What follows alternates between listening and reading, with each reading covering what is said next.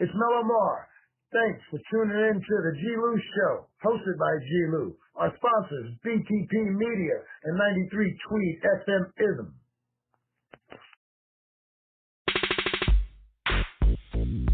G-Lew. It's the G-Lew Show. G-Lew. G-Lew. It's the G-Lew Show. G-Lew. G-Lew. Westside Wednesdays, West Coast Hip Hop, 7 to 9 p.m. Pacific. Hey. Now just kick off your shoes and relax your feet. You're now rocking to the sounds of the G-Lew Lee. In the game like EA, do this shit the G-Way. Do it for the black, brown rules to the keyways. From the west side to East LA, Crenshaw to Huntington, Whittier to East Lake. We play the music OGs, low ride to. When it's done the bang, same thing they drive by to. Every Wednesday night, 7 to 9 on the G-Lew Show. That's where the west side rides. So kick cat, kick back, fire up the split, cause we about to take flight on this OG shit. So call 803-4001, but don't forget to put the 914 at the front. Then press the number 1 to holler at G-Lew. I think I got you queued in. Hey caller, is that you? Caller. Caller, is that you?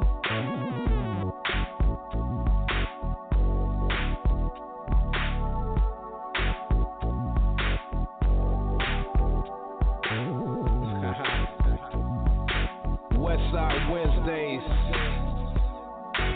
LawTalkRadio.com / the G-Lew Show.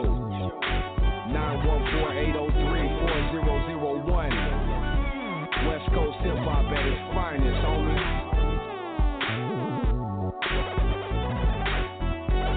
California. G-Lew Show. Hey, we just gon' ride, homie. We just gon' ride. Hey, hit that switch, though. Original Music Group Productions. Law Talk Radio in association with the G-Lew Show. Westside Wednesdays.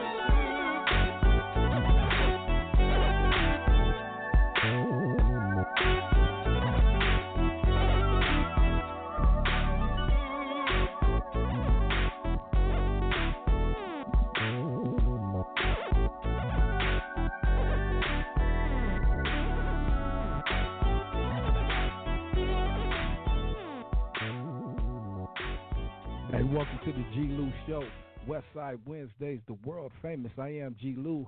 I am assisted by my co-host, the lovely Miss Queen Jean. Tonight we have a very special guest, a legend from the Bay Area, Mr. Mello-Mar of the legendary APG crew. You dig? He's in the green room. We will be right back after this with our special guest.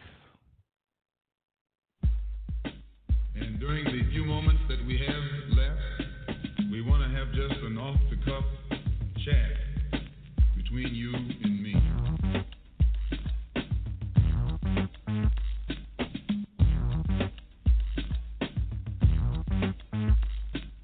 Come on, get up and stop fronting. You're talking loud, but ain't saying nothing. You put your money where your mouth is, cause I'm here to prove rap lives. Critics started popping, it was just a fad, but now it's still pumping, and the suckers are mad. Cause first they try to hang us, then they try to change us, and all this junk is coming from suckers who rearranged us. But I'm not going out like that, right, Black? Cause all that dissing is to the curb, and if you wanna know why,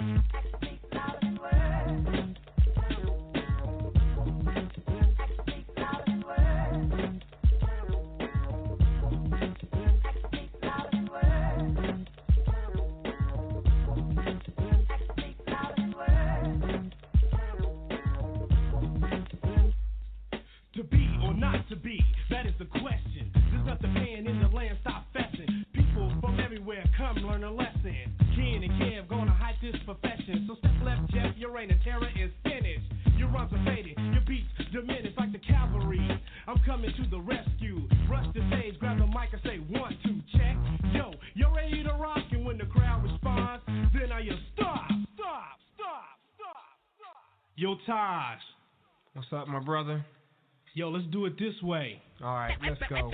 Back to the and again, I got the crowd going. Keeping them right with some organized hand motion. Bust the rhyming in the back is my posse while I'm peeping and winking to all the girlies with the death body. Rocking the stage until my still gets soaked. Your house like just my safe feet, give I five. There we go. Still thinking about ripping. Yo, get to the curb, nothing to it but to do it, cuz.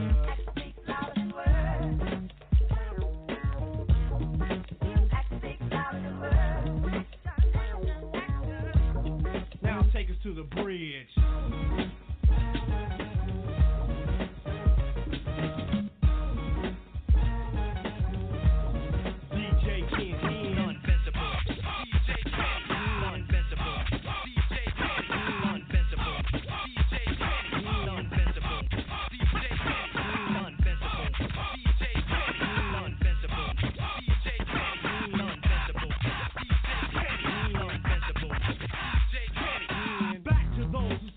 Starting riots. Rap is a fad and it promotes violence. You need to stop all the negative talk. You'll take a hike on a bike or boy a long walk to you. Bring up destruction, stop interrupting.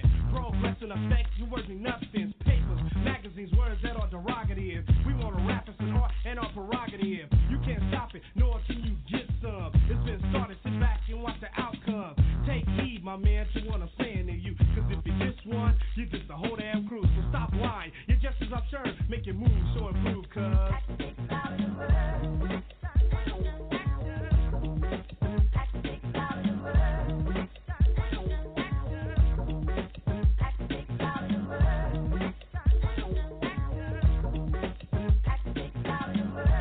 Yo, check this out. Let's go back to the bridge. Hey, yo, Kenny here. Yo, what's up? Man, what bridge is he talking about? Yo, he talking about the Bay Bridge. Oakland, that is. Believe that, boy.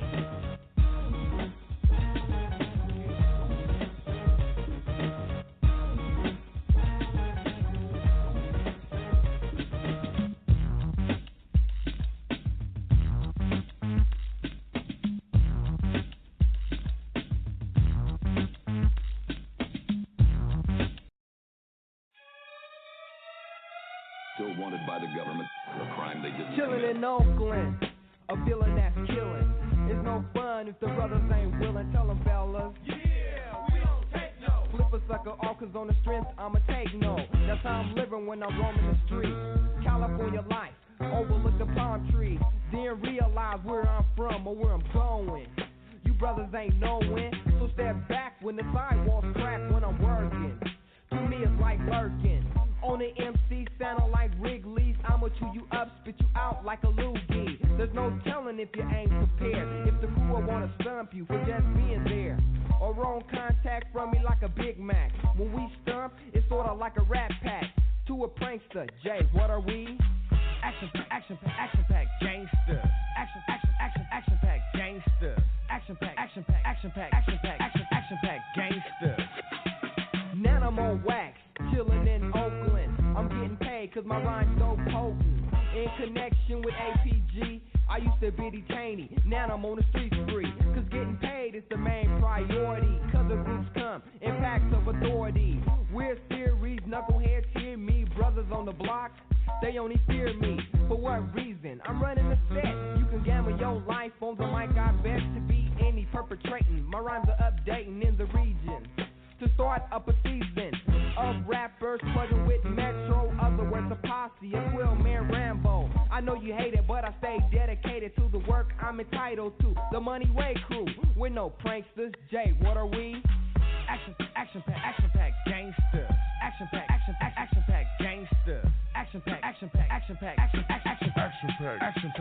pack, gangster. Yeah, that's right, I'm down with APG. We're only criminals when we wanna be. I play a MC just like Nintendo. He can't rap, but he pretends though. For my identity, sucker play silly. See, torture is the penalty. A rhyme ability, so come clean if you know what I mean. I'm like a saga, a legend from Opo Green. You ain't with it, the crew's in effect. I grab the mic and then yell check. The crowd responds. I know I got it made. Before I go on, I must get paid. But even though they say I move slow, yo Jay, are you ready? Yeah, go. We're on a fugitive captive hunt for all pranksters. Jay, what are we? Action pack, gangster. Action pack, gangster. action pack, action pack, action pack, action pack, gangster.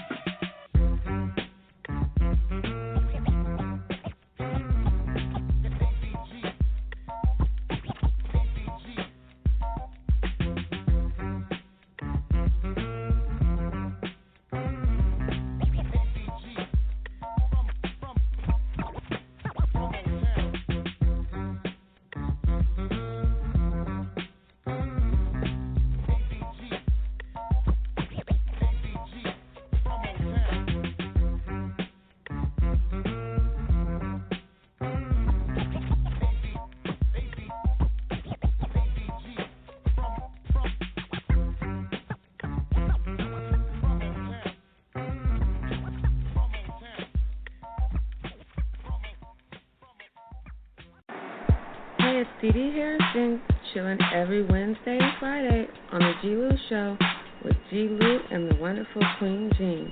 And on OG Sundays with Big Flossy and Hanks the Gangster. Be sure to tune in and take that vibe. You can find me on Instagram at DD_Harrison, that's HAIRSTON, or email me at ddharrison100@gmail.com.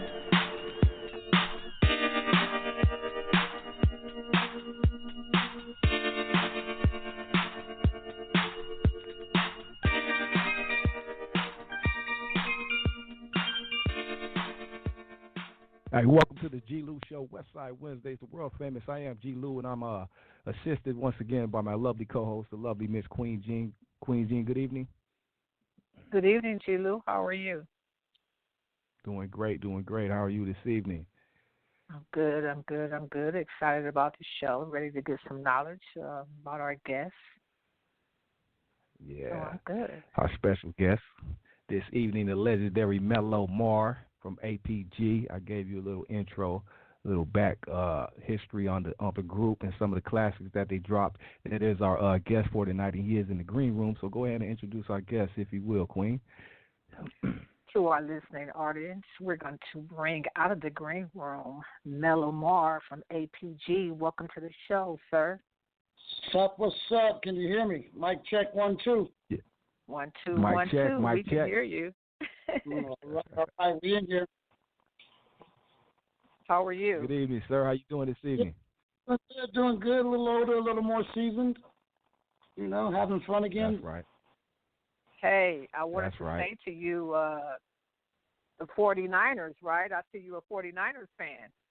Well, I'm born and raised in Nashville. I grew up in Oakland. So, I mean, as a little boy, I used to sit on my porch and listen to the play-by-play in Kezar Stadium. I don't know if you guys are old enough to know about Kezar Stadium. In 1960, the Raiders played in that stadium before the Coliseum was finished. Mm-hmm. Shout out to the Raiders. Yes. I'm a Raider fan myself, but shout out to the Niners. My daddy was a Niners fan, even though he's from the 5th Ward of Houston.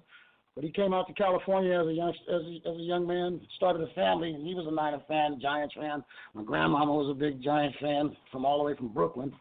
You know, so it was kind of in the family when I was born. So some of us, Right. you know, it's on us. Yeah, well, shout out to That's the right. 49ers, though.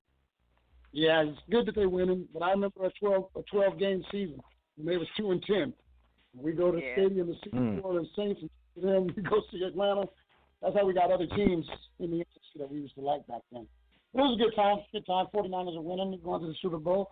The road to the Super Bowl is up, 1-1 this year? Yes. Yep. Yes, indeed. It's kind of nice, though. One of our local Highway 101's leading us to the Super Bowl this year. And everybody's got to travel that road to get there, like Green Bay. That's right. That's enough of football, I guess. I'm going too far with football. We're going to get back to the music. I just thought I would put that out It's there all at the good. beginning of the show. Now, talking to me, you'll get all over the map. One thing will lead to another. You know, Right. That's right. Okay. That's right. Well, Mello-Mar, man, introduce yourself to the people, man. I told them who you are, but introduce yourself. Let the people know who we got on tonight, man. I know you're the OG, the legend, but let the people know. Yeah, all the accolades are not self-proclaimed. I've never called myself anything but a regular guy and a rapper. You know, everybody likes to call me a legend. I do feel like a pioneer, though. When they call me a pioneer, that's what I appreciate. Because, fighting to knock down doors when it wasn't being accepted. For youngsters to be able to just walk into the game now. They would never understand what we went through. That first what did you say? That first platoon. We were shunned out. We were discriminated against. Club owners didn't trust the music to be played in their clubs, let alone a group of cats coming through, bringing a crowd that supports that. You know what I mean? So there was a lot of hard work and a lot of networking and gaining trust within the local venue industry, and thankfully we had the underground radio, college radio, and they would play our records back then, and we get so much love on the underground that cats like me who were on underground labels who never went major got mainstream airplay, Right. So right. Yeah, so Pioneer's cool for me. Legend seems like we got a lot of legends now, so that's getting kind of redundant. But pioneers, you got pioneers before legends. We got to pave roads. That part. We got to pave roads in order for people to be able to travel smoothly through them. Some of us were bulldozers. Okay. That's a great way to put it, though. That's a great way. Yeah. The road has to be paved in order for somebody to travel. You pave the road. To allow all the sports cars to come through as fast as they wanted to drive. Right. The sideshows, as you guys call it. Well, yeah, side shows and all that. I remember the first side show out on 73rd and Bancroft. We had heard of, actually, Donuts is a whole other evolution of Donuts in Oakland back in the 70s, which evolved into a side show. That's what I love about the Bay. We're all about cars. We're all about music. Fun things like that. Right. So yeah. Right. I want to ask you, since you're an OG, man, a real, you talking about the 70s and all that.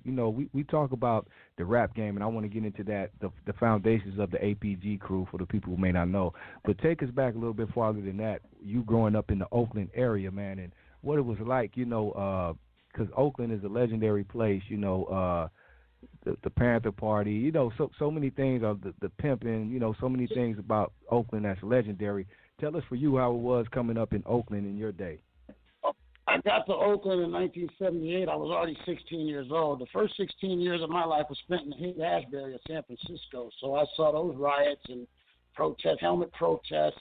Charles Manson as a teenager sitting Indian style in front of a liquor store. Jerry Garcia still in high school, getting kicked off of Janis Joplin's porch for smoking weed at 9 years old.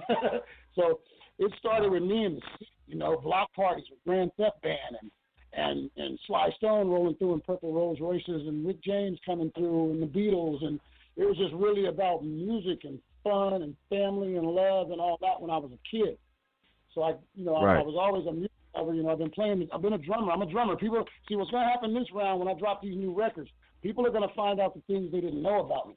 Not as much as what they did. I've been playing drums since I was 4 years old. I've always been able to do beats, but I was into rapping. That was a new thing for me. Writing lyrics, spitting them, crisply and all that. So I kind of lost my musicianship to start writing rap lyrics.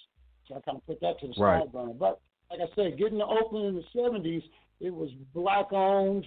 It was a prominent black city. My daddy was a self-employed real estate broker. He was from the Fifth Ward of Houston. Born in Louisiana, grew up in the Fifth Ward of Houston. So what was I going to say? So anyway, with him, he kind of had a foresight. So he said in 1973, he said, we got to leave because in a few years, he said, black folks either going to be in the projects or outdoors. And that was a prediction he had for the city. So he was across the bridge at Oakland. It was an industrial town back then, a lot of train yards, a lot of industry. We had the Port of Oakland booming. All the stores were owned by black people. I mean, it was just, a prominent Negro city, at the time. So that's what he was attracted to. So he uprooted the family in 1978 and brought us to Oakland, North Oakland at that. So I fit right in, started making friends right away, and it was just a neighborhood thing, our whole neighborhood from 39th Street to Ave Guard, 40th Street to 45th, you know, to the whole North Oakland, you know, we were just one big happy family. We go to Longfellow School and Duncan Courts. So it was all about just being people and being around and being kids. Now, I've always, like I said, been a fan of music, been a fan of hip-hop, but for me it didn't start until I was about 25, 26. You know, I just started kind of, I cap. I'm known for capping and joking. I'm kind of like a comedian, you know, so people know me for capping and joking. So everybody on our block, you know, had talent, you know, so we had rappers. I wasn't the first rapper on APGAR. Everybody was rapping.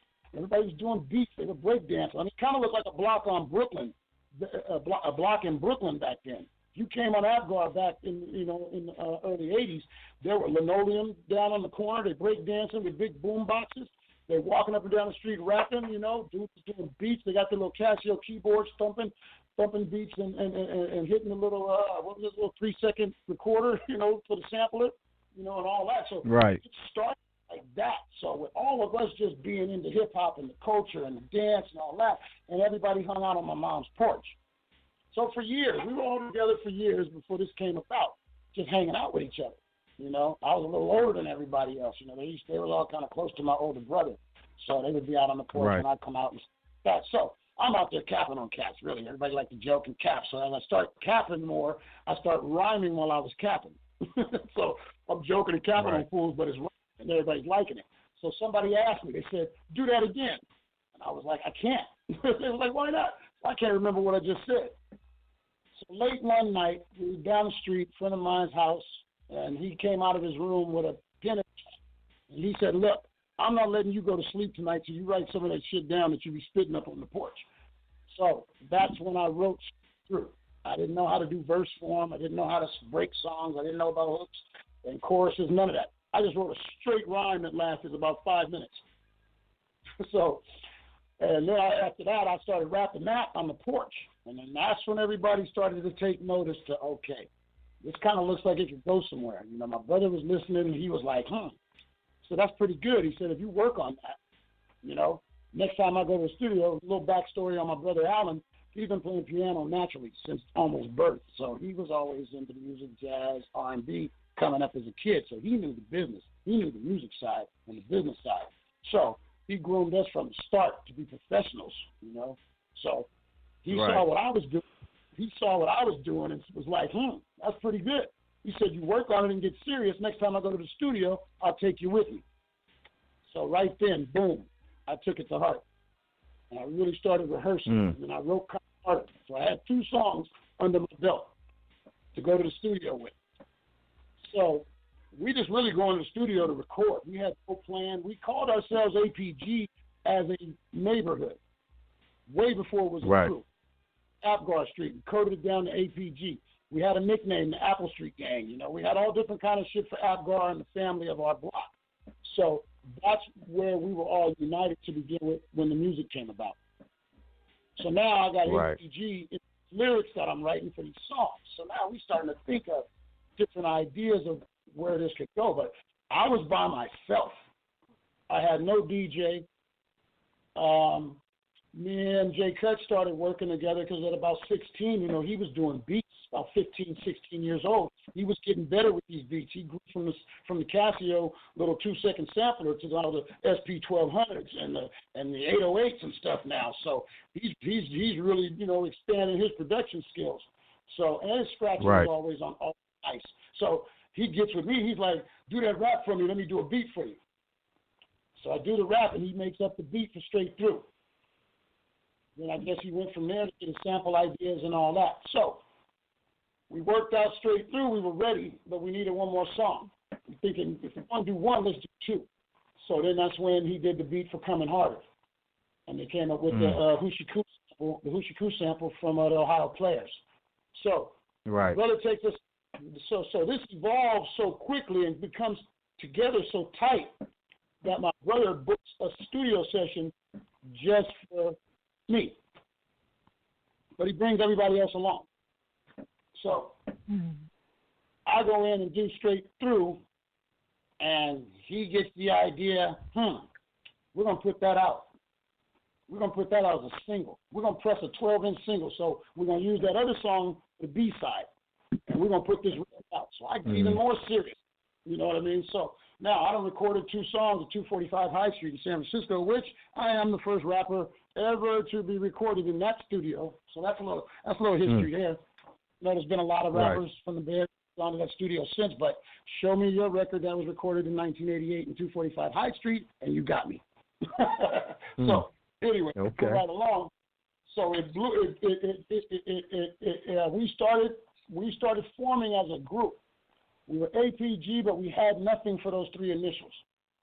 We're rapping in the streets. We're playing this cassette for everybody, so it just hit like wildfire. Everybody in North Oakland was talking about Mello-Mar and this APG crew and this, that, and the other. Everybody was just pandemonium in our whole area. So people were asking when the record was coming out.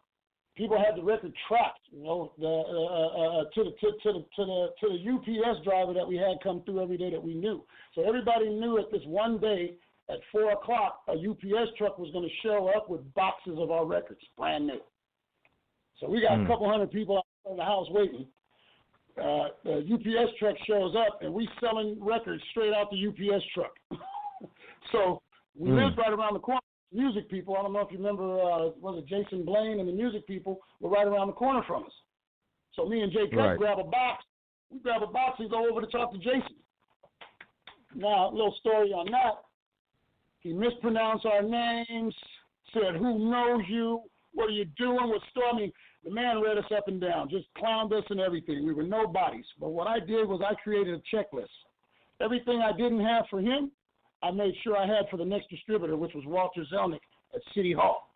So when I got to Walter, and he asked all those questions, and I had an answer for each one, and more to offer him, you know, he took a load from us right then and there.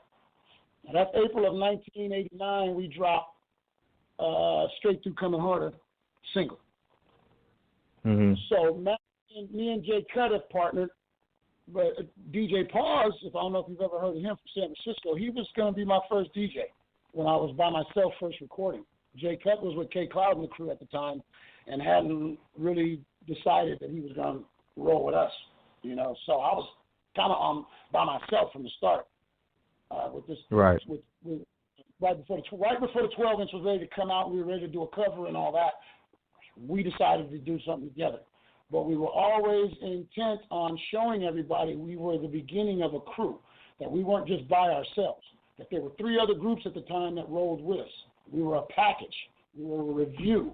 We were a self-contained label. We were self-produced, self-managed, self-funded. We had a whole machine rolling when we dropped that 12-inch single. So, right. Like I said, go ahead. Matt, you can ask any. We can move on. Go ahead. You can cut in on how I've been talking for a minute. No, you're good. I was going to ask you at that time. No, I was going to ask you, being that you came in the game, like you said, not came in the game, but were into music already and started rapping late, around in your 20s. You know, when most maybe start in their teens. You know, what inspired you? Because you come before, obviously, before hip hop kind of took effect, especially in Oakland. Even though it was out on the East Coast, I want to ask you who inspired you to rap, because you come before that when it was funk and all these things, so you were a little bit older, and you know, and hip hop comes in the game. What made you take a liking to hip hop and made you? I know, understand that you said you were more of a bagger and a capper, but who inspired you to rap? Like, who inspired you at the time to want to try this out? You know what I mean? Even being that you came before the rap game, and especially in Oakland when it took effect, what inspired you to pick up the mic? Rakim. You know who that is? Rakim. Rakim, the God, MC. My idol, the only idol I have in life. I don't have idols in sports. I don't have idols in anything else. But my one man that I can give it all to, who is the reason I rap. The reason I ever tried to rap. When I heard that Paid in Full album, and I was like, whoa, this ain't just regular. Listen to what he's saying, but beyond that, listen to how he says what he says. He's metaphoric. Oh, he's riddle. Oh, man, that's the way I talked. You know what I mean? That was the slick shit I used to spit actually in the streets, popping my collar. You know what I mean? So I decided, I said, if I ever do that, my friends remember this. I said, if I ever decide to rap, that's how I'm going to rap. So that was it. Right. And here we are. Right. I could dig that because, Rakim pretty much changed the game when you had hip-hop start earlier than that. But Rakim changed the game from what hip-hop, pretty much took to the next level from the hibbity-hop and the bebop to straight lyricism. And like you said, paid in full, certified classic. Rakim the greatest to this day. Yeah. So I could dig that. I could back then too. Because he took it from the hip hop. Every line, the last word would rhyme. But he started taking 4 and 5 words that would rhyme and flip that. I was like, whoa. So you'll see a lot of that on this new. And he was kicking knowledge. Yes. So like I said, this next album I'm dropping is reminiscent to all that. Okay. Let me ask you this at the same time. At the time that you did decide to pick up the mic inspired by Rakim the God, Eric B. and Rakim, who were some of the cats in the Bay? I know what was going on in the Bay, Short and all that, but who were some of the cats in the Bay that not inspired you, but were doing their thing and that you respected? And like I said, other than Short, other than Rakim here at home, I give it to Short. All we had was Short. Okay. We had a rapper on the West Coast. We had a rapper in the Bay Area, and this is the early '80s, right? So, we were all behind it. Even though we weren't into rapping at the time. That was an inspiration. Plus, he showed us a street game out of this world, selling cassettes on the back of a bus, riding the 40-foot hill from UC Berkeley to Castlemont, and getting it. We were like, whoa! And then didn't have to have a major label behind it, and had a lot of success on an independent label. Not only locally, regionally. My cousin was DJing in Houston at a skating rink, flew all the way out here for me to take him out to Leopold's because he had to have that Too Short record. He wanted to be the first one to break Short down in Houston, and this was long before I was even trying to rap. So Short was an inspiration also and an influence, for real. That's all we had at home. Right. Other than that, the Run DMCs, the Rakims, the LL Cool J's, I guess the LA Dream Team, and some of those groups that were coming out of LA at the time. But you got to look at our beginning. We're looking at the Grandmaster Flash and the Furious Five. We're looking at the Sugar Hill Gang. We're looking at the gangster rappers at the time. We ain't looking at the starter jackets and sideways baseball hats. We're looking at headbands and jewels and bracelets and tight pants and they were trying to look like R&B artists.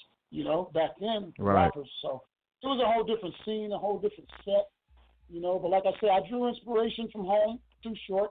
I was inspired to even start from afar by Rakim. So the two of them, I would really give it to.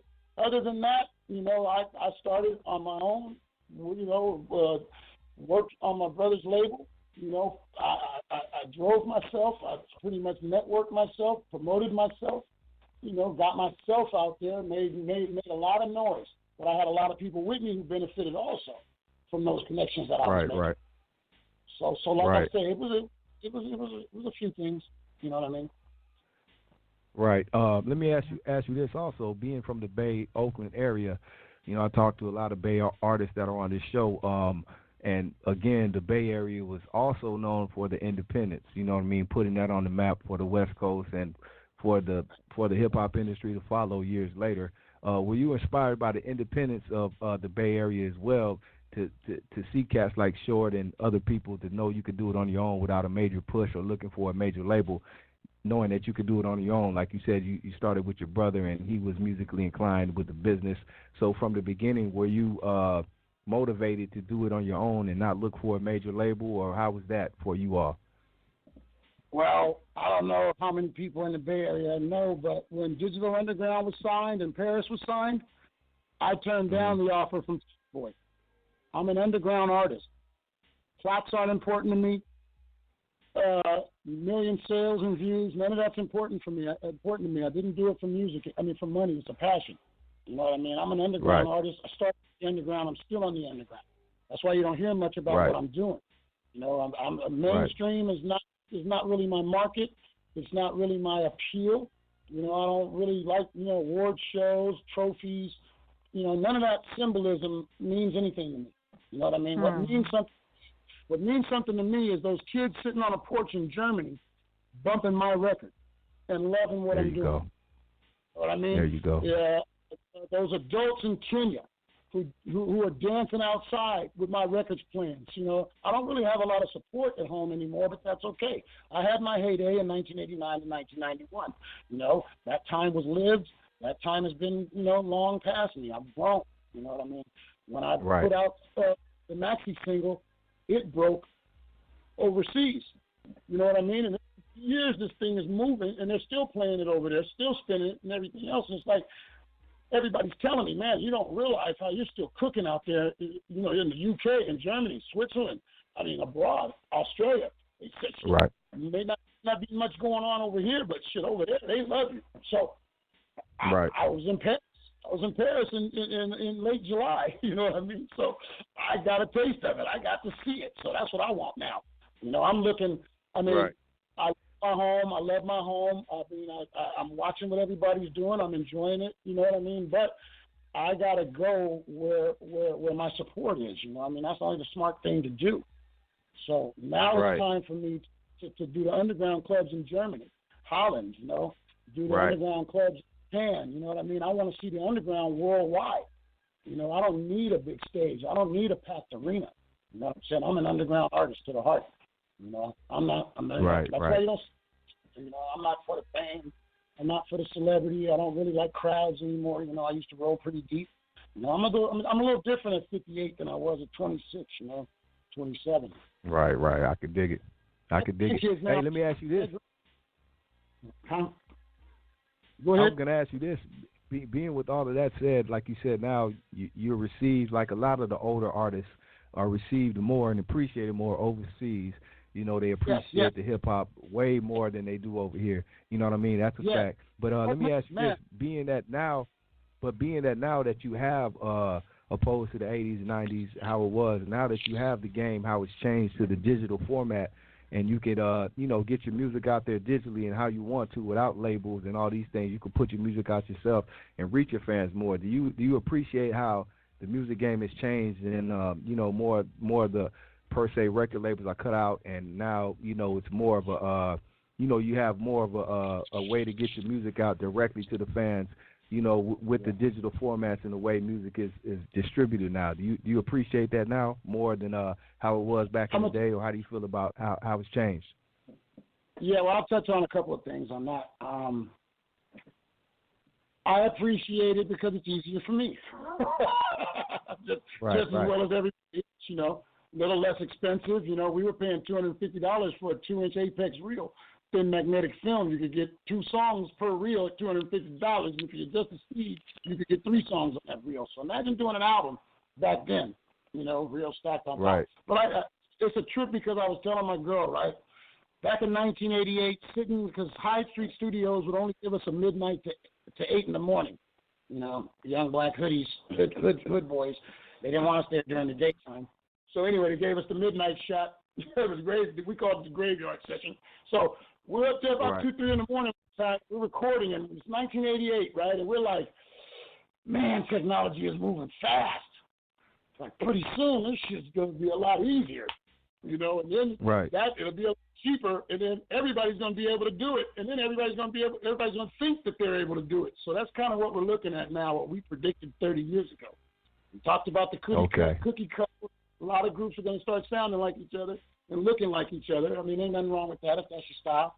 But we saw that way back then. Okay, right now there's just a handful of groups out here. We got our style, digital his style, shortcut his style. Everybody was different. It was diverse. It was real diverse back then in the hip hop industry, in the local hip hop industry. So but we all saw it. We saw what we're dealing with right now. But I appreciate it. And it's a little less expensive. It's a little easier to do.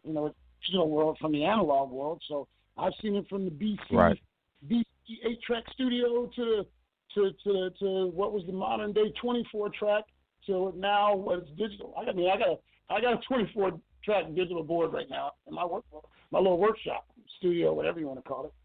But I got a digital. I record digitally. I'm in a digital studio right now working on the album.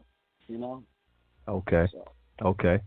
I want to ask you this, a 2-part question. I'm going to turn it over to Queen Jean. I know she has some questions for you, but I want to ask you this, a 2-part question.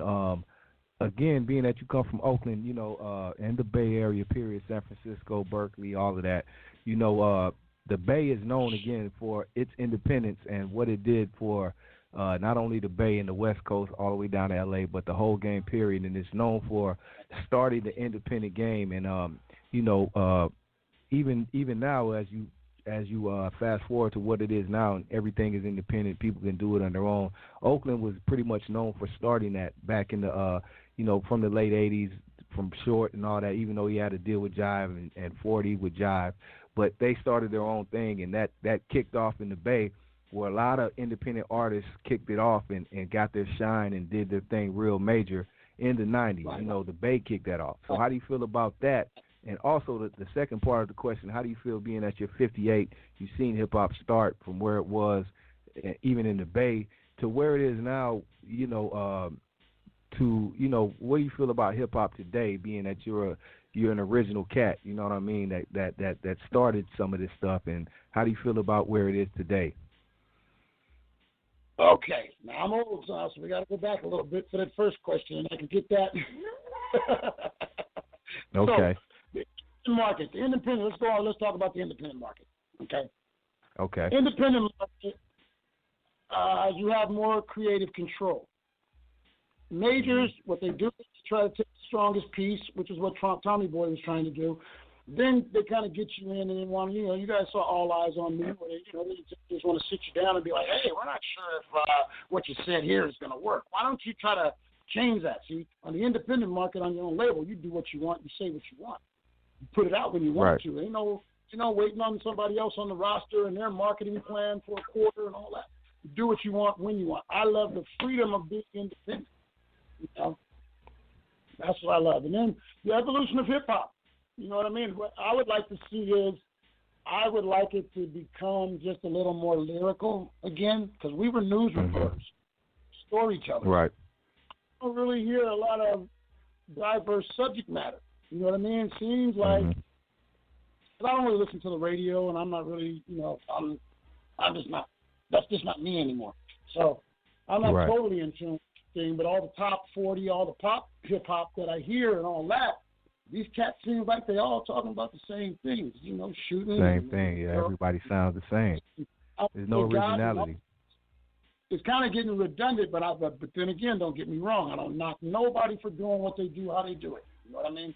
You've got to hustle and grind the best way it works for you. So I don't take nothing from nobody. You know what I mean? I'm not criticizing nobody. I'm just giving you an open opinion, an objective opinion from an open observation. You feel me? So when we came out, our generation, the NWAs and the APGs and the Public Enemies and every group. I mean, we were conscious. You know what I mean? We were bashing the establishment. We were going at police brutality. We were going at politics. We were going at, we were news reporters and storytellers. It was a lineage from the beginning of the verse to the end of the verse. It all connected. You know what I'm saying? So I would like to see it get to that. Let's try to flow a little bit now and not just rhyme. Let's spit. Let's not rhyme. Let's spit. Let's tongue flip a little bit. And I'm hoping that I provide that inspiration when I drop this new album. You know what I mean? Because I'm doing what I do the way I've always done it. I'm just better at it now. So this is the best work yet. So this album that I'm getting ready to put out has a chance of almost overshadowing anything I've done before, because it definitely supersedes. I mean, I produced 13 songs. I produced and arranged. I wrote and performed. The only people working on my album are me and the engineer. I have no features. I'm carrying the whole album, 13 songs by myself. So song for song for song, I want you guys to listen to it. Some of these songs are 10 years old. I've been sitting for 10 years. So in this shuffle, try to pick out the ones I did 10 years ago and try to pick out the ones I just did recently. So. Right. And let me ask you this one more thing, and I'm gonna turn it over. I said that the Queen, but since you spoke on the new music that you're working on and what you plan to put out, how do you plan to? Who is the audience? Because now even though, like we said, the digital and everything has changed and it's dope, but how do you plan and who do you plan to reach? Are you planning to reach your core fans that you say you have overseas and the people who know about you, or are you trying to reach all areas, younger audience, or what do you plan to do with this new music, being that, we're older, you're older, you know what I mean? Things change, and how do you plan when you release this music? Who are you trying to reach? I don't have any targets. I don't have a target market. I'm worldwide now. I'm in pockets all over. So it's like I make my music available to those who like it. So there's no target market. Right. I'm dropping it for everyone. Hey, I dropped 2 singles in the last year and a half. The Bay didn't even know.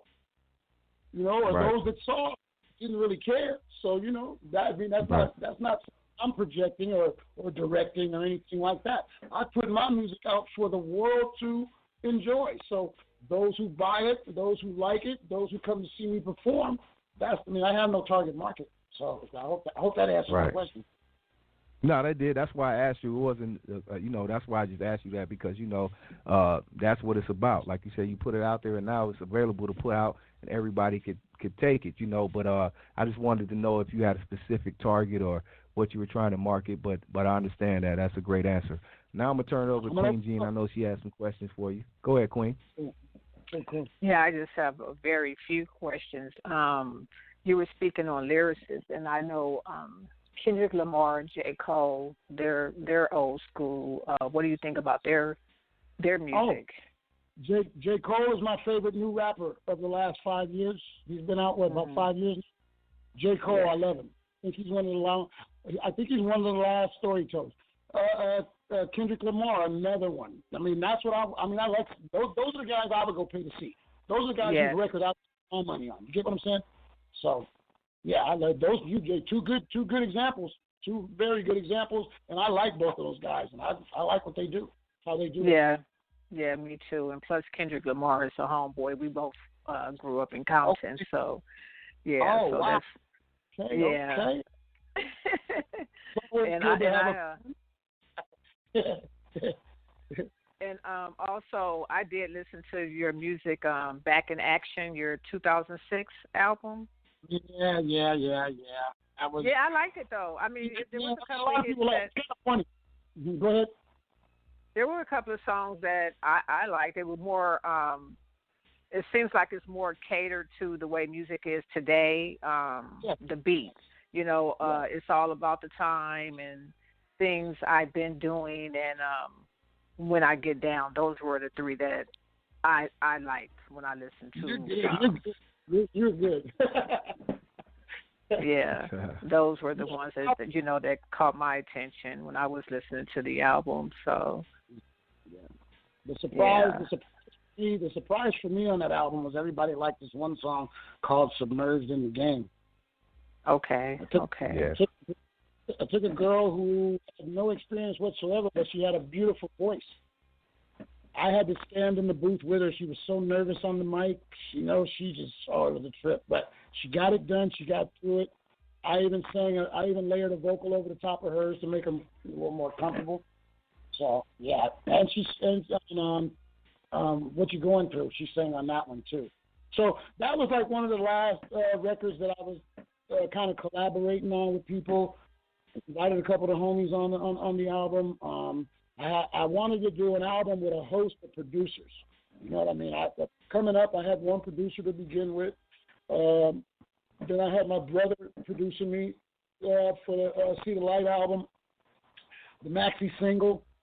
So when I left Metro Records, I kind of took a hiatus for a second because I wanted to set my own plan up. I wanted to set my own label up. I wanted to set my own distribution up. I wanted to do everything that I did because I wore 9 hats for Metro Records. You asked everybody how that machine moved because Marlon was on his feet and off of his ass, daily at all the record stores and everywhere I could get to during the day with my kids. I had 2 little babies at the time, right, with me. So I'm getting records in the hands of all the store buyers during the day, and I'm hitting all the DJs in the clubs at night. So with that same drive and that same push is the way I still do music now. But just quickly on that album, Back in Action, I put that out in 2005. I people appreciate it today. See, sometimes you can be a little ahead of yourself, you know what I mean? And people don't absorb what you're doing at the time, but they pick it up later on. So I like that. I appreciate it. And also, you just spoke on it. You have, is it 2 children or your children? I have five kids. My oldest just turned 39. My youngest turned 27. I got grown grandkids. I got a 20-year-old grandson. So yeah. I really got I have older grandchildren. Oh, okay. Yeah, but what I was going to, because we're about in the same age. I'm in my 6th decade, so we're in the same era of old school. Yeah. But what I was going to ask you was, how do they feel about you being? I like when you said a pioneer versus a legend. You know, that pioneer holds a whole lot of weight. Yes, that's a man with a shovel and a pick in his hand, not a wad of money. Yes. So how do they feel about Dad and G. Paul being a pioneer? Well, they're kind of from what I feel, the vibe I get is kind of mixed views amongst the family. You know, some might think I'm too old to still be trying to do this. Some might think I'm still trying to be famous or paper chasing or fame chasing. Well, whatever, you know what I mean? I don't know. They don't talk to me about it. You know what I mean? I support me, but we don't talk. I mean, my son Andrew, he's really been into my music since he was a child, you know, and he's the one out there, you know, dropping my name on people and talking, all that. You know, my son-in-law, my youngest daughter, man, he talks me up now. You know, he's new to the family, but he's kind of learned the history and I'm kind of a native of this, you know what I mean? And he supports it. So, I mean, I'm sure, especially when this album drops and the noise gets up loud again, everybody's going to come back around and all that. So, but right now, over these past 10, maybe 15 years, I feel they've kind of been mixed what I do. Yeah. So does anyone else in your family musically inclined, like your parents? Did it come from your parents, or is it generation, or how did that all come about for you? Well, from what my mom tells me, my dad, I think, played sax in high school. His brother played a horn. From what I hear, there was a lot of natural musicians in the family for generations who could just pick up an instrument and play without lessons, just like I did on the drums, just like my brother did on the piano. So yeah, I'm sure it's inherited. It's in the DNA. It sounds like. Sometimes it's in you, not on you. So that's a true statement right there. You got to learn to hone it and groom it and grow it and be ready to present it when it's solid. So. Yeah. That's right. That's right. The documentary that was put out in 1991. Were you a part of that documentary by the APG crew? Yeah, we were on two different documentaries. There were some girls did a documentary for a thesis at Cal Berkeley. It was called Word of Mouth. It was a 30-minute piece just on us. They followed us for 2 years, put together a 30-minute piece. But at the same time, PBS was doing a documentary on the Bay Area, and we were a segment in that too. So we were shooting two documentaries over a couple of years at the same time. But home turf. I was on home turf 5 times. Been on Soul Beat. We had the #1 video. The second day after it dropped, it was the #1 requested video on Soul Beat back in the day. If you remember Soul Beat out here in Oakland. Yeah. And also, then I'm gonna say this, and I'm done. Because you're from Oakland. My uncle was the owner of the Oakland Post, Thomas Berkeley. Wow. So are you familiar? Yes, that's my great uncle actually, and I know that they have a street named after him now, and in memory of him. So I know you have to be familiar with that. Yeah. So. Yeah, remember what I said when I first came to Oakland? It was a black-owned city. Yes. So I like to let that be known when I'm talking to people from the Bay Area. I tell people I go back to a time you'll only see in black and white. Yeah. Life magazine, black and white. You know what I mean? That's shit. Me and you have seen about 7 decades, close to 8 decades past. Yes, it was just black and white TV. Kids, look at you. I'm gonna make you laugh right now. My granddaughter, what she said to my sister, right? My sister showed my granddaughter rotary dial phone. Remember the old phones you used to sit on? Oh, yeah, right? yeah. My granddaughter listens to my sister and says, "Man, did you guys have to carry those in your backpack?" Those were cool because when you're dialing, you hear that click, click, click, click. Yeah, click, they don't know that though. You know, they don't know that. You talk to kids about black and white TV, they think you're talking about dinosaurs. They looking at you like, what? Yes, when you have to get up, when you have to actually get up and flip the channel. Oh yeah, when your mama put you downstairs to change the channel, you were the remote control. Exactly. You know, you're sitting up there in this little big box TVs that set on 4 legs, not the big box, the square ones. You know, with the foil on the antenna to get a reception. Exactly. Those are some good days, though. Very good days. Good days. Those are some good days. So, You had to be able to live it in order to love it. Exactly. And another thing, did you ever perform overseas? Did you do performance overseas, concerts or whatever? No, not yet. But like I said, that's my new line now. I want to kind of. I don't want to go back to anything, but I do kind of want to pick up where I left off about in '93 and kind of catch up. That's where it was headed, you know what I mean? And what I used to do is take a lot of hiatuses. I get frustrated with the industry. You know, the crew for me became a never-ending nightmare. You know, it's like sometimes I can hear that APG and I kind of cringe, you know what I mean? So people don't know it like I know it from the inside. But I love it. I mean, you know, it's 30 years later. They still talk about it. They holler it like we did it last weekend, you know. So I appreciate it. It's just, you know, kind of like Young MC says about that song Bust a Move. He's done it like 80 million times. So after a while, you know, you don't kind of like it as much as everybody else. So. Oh yeah, because it still rocks the crowd, you know. When you go, and when you go overseas and perform, you're gonna you'll be surprised on how you'll be rocking the crowd just from your music because they're about that old school music. The people overseas. Here's what I found out too from some DJs around the world. DJ got at me from North Carolina. He's got partners in Spain, partners in Germany. That's where she's at. Yeah, I'm in North Carolina. Oh, okay. Well, look up DJ Matt Nice. Matt Nice because he's working on some things overseas for me right now.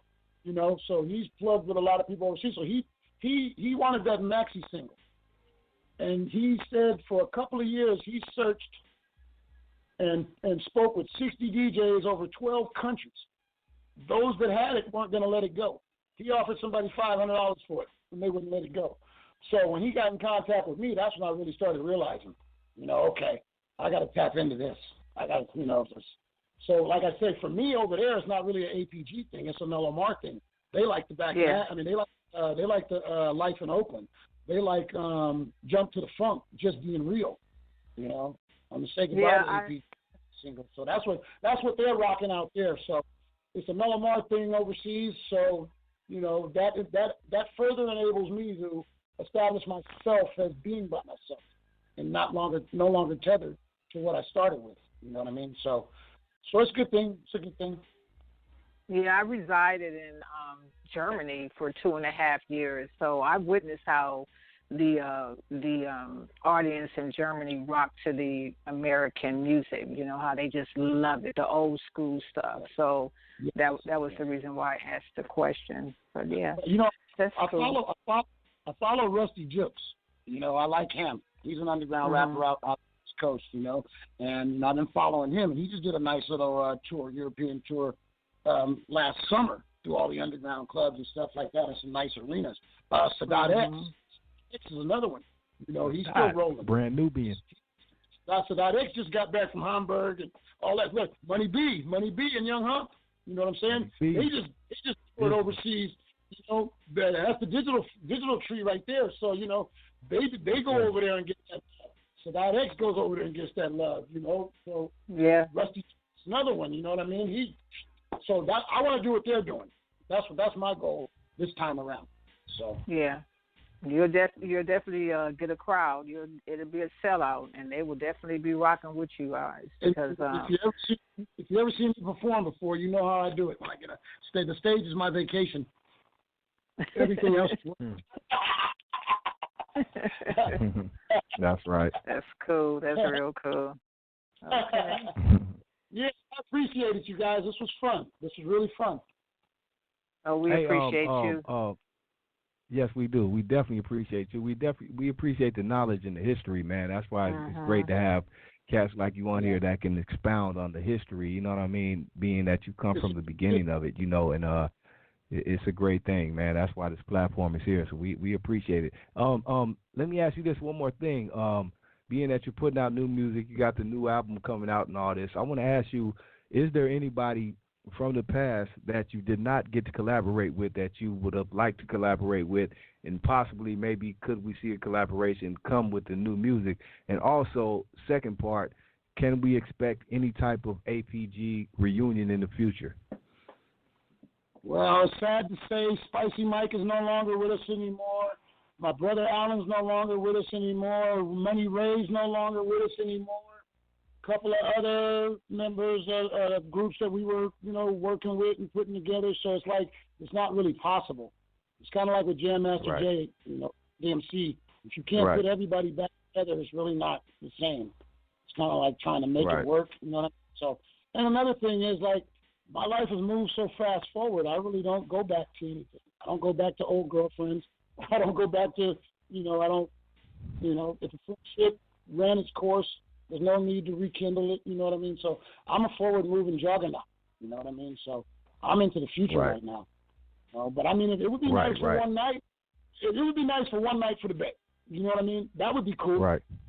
Just strictly, we get together, we do the show, we make everybody happy, we go about our lives after that.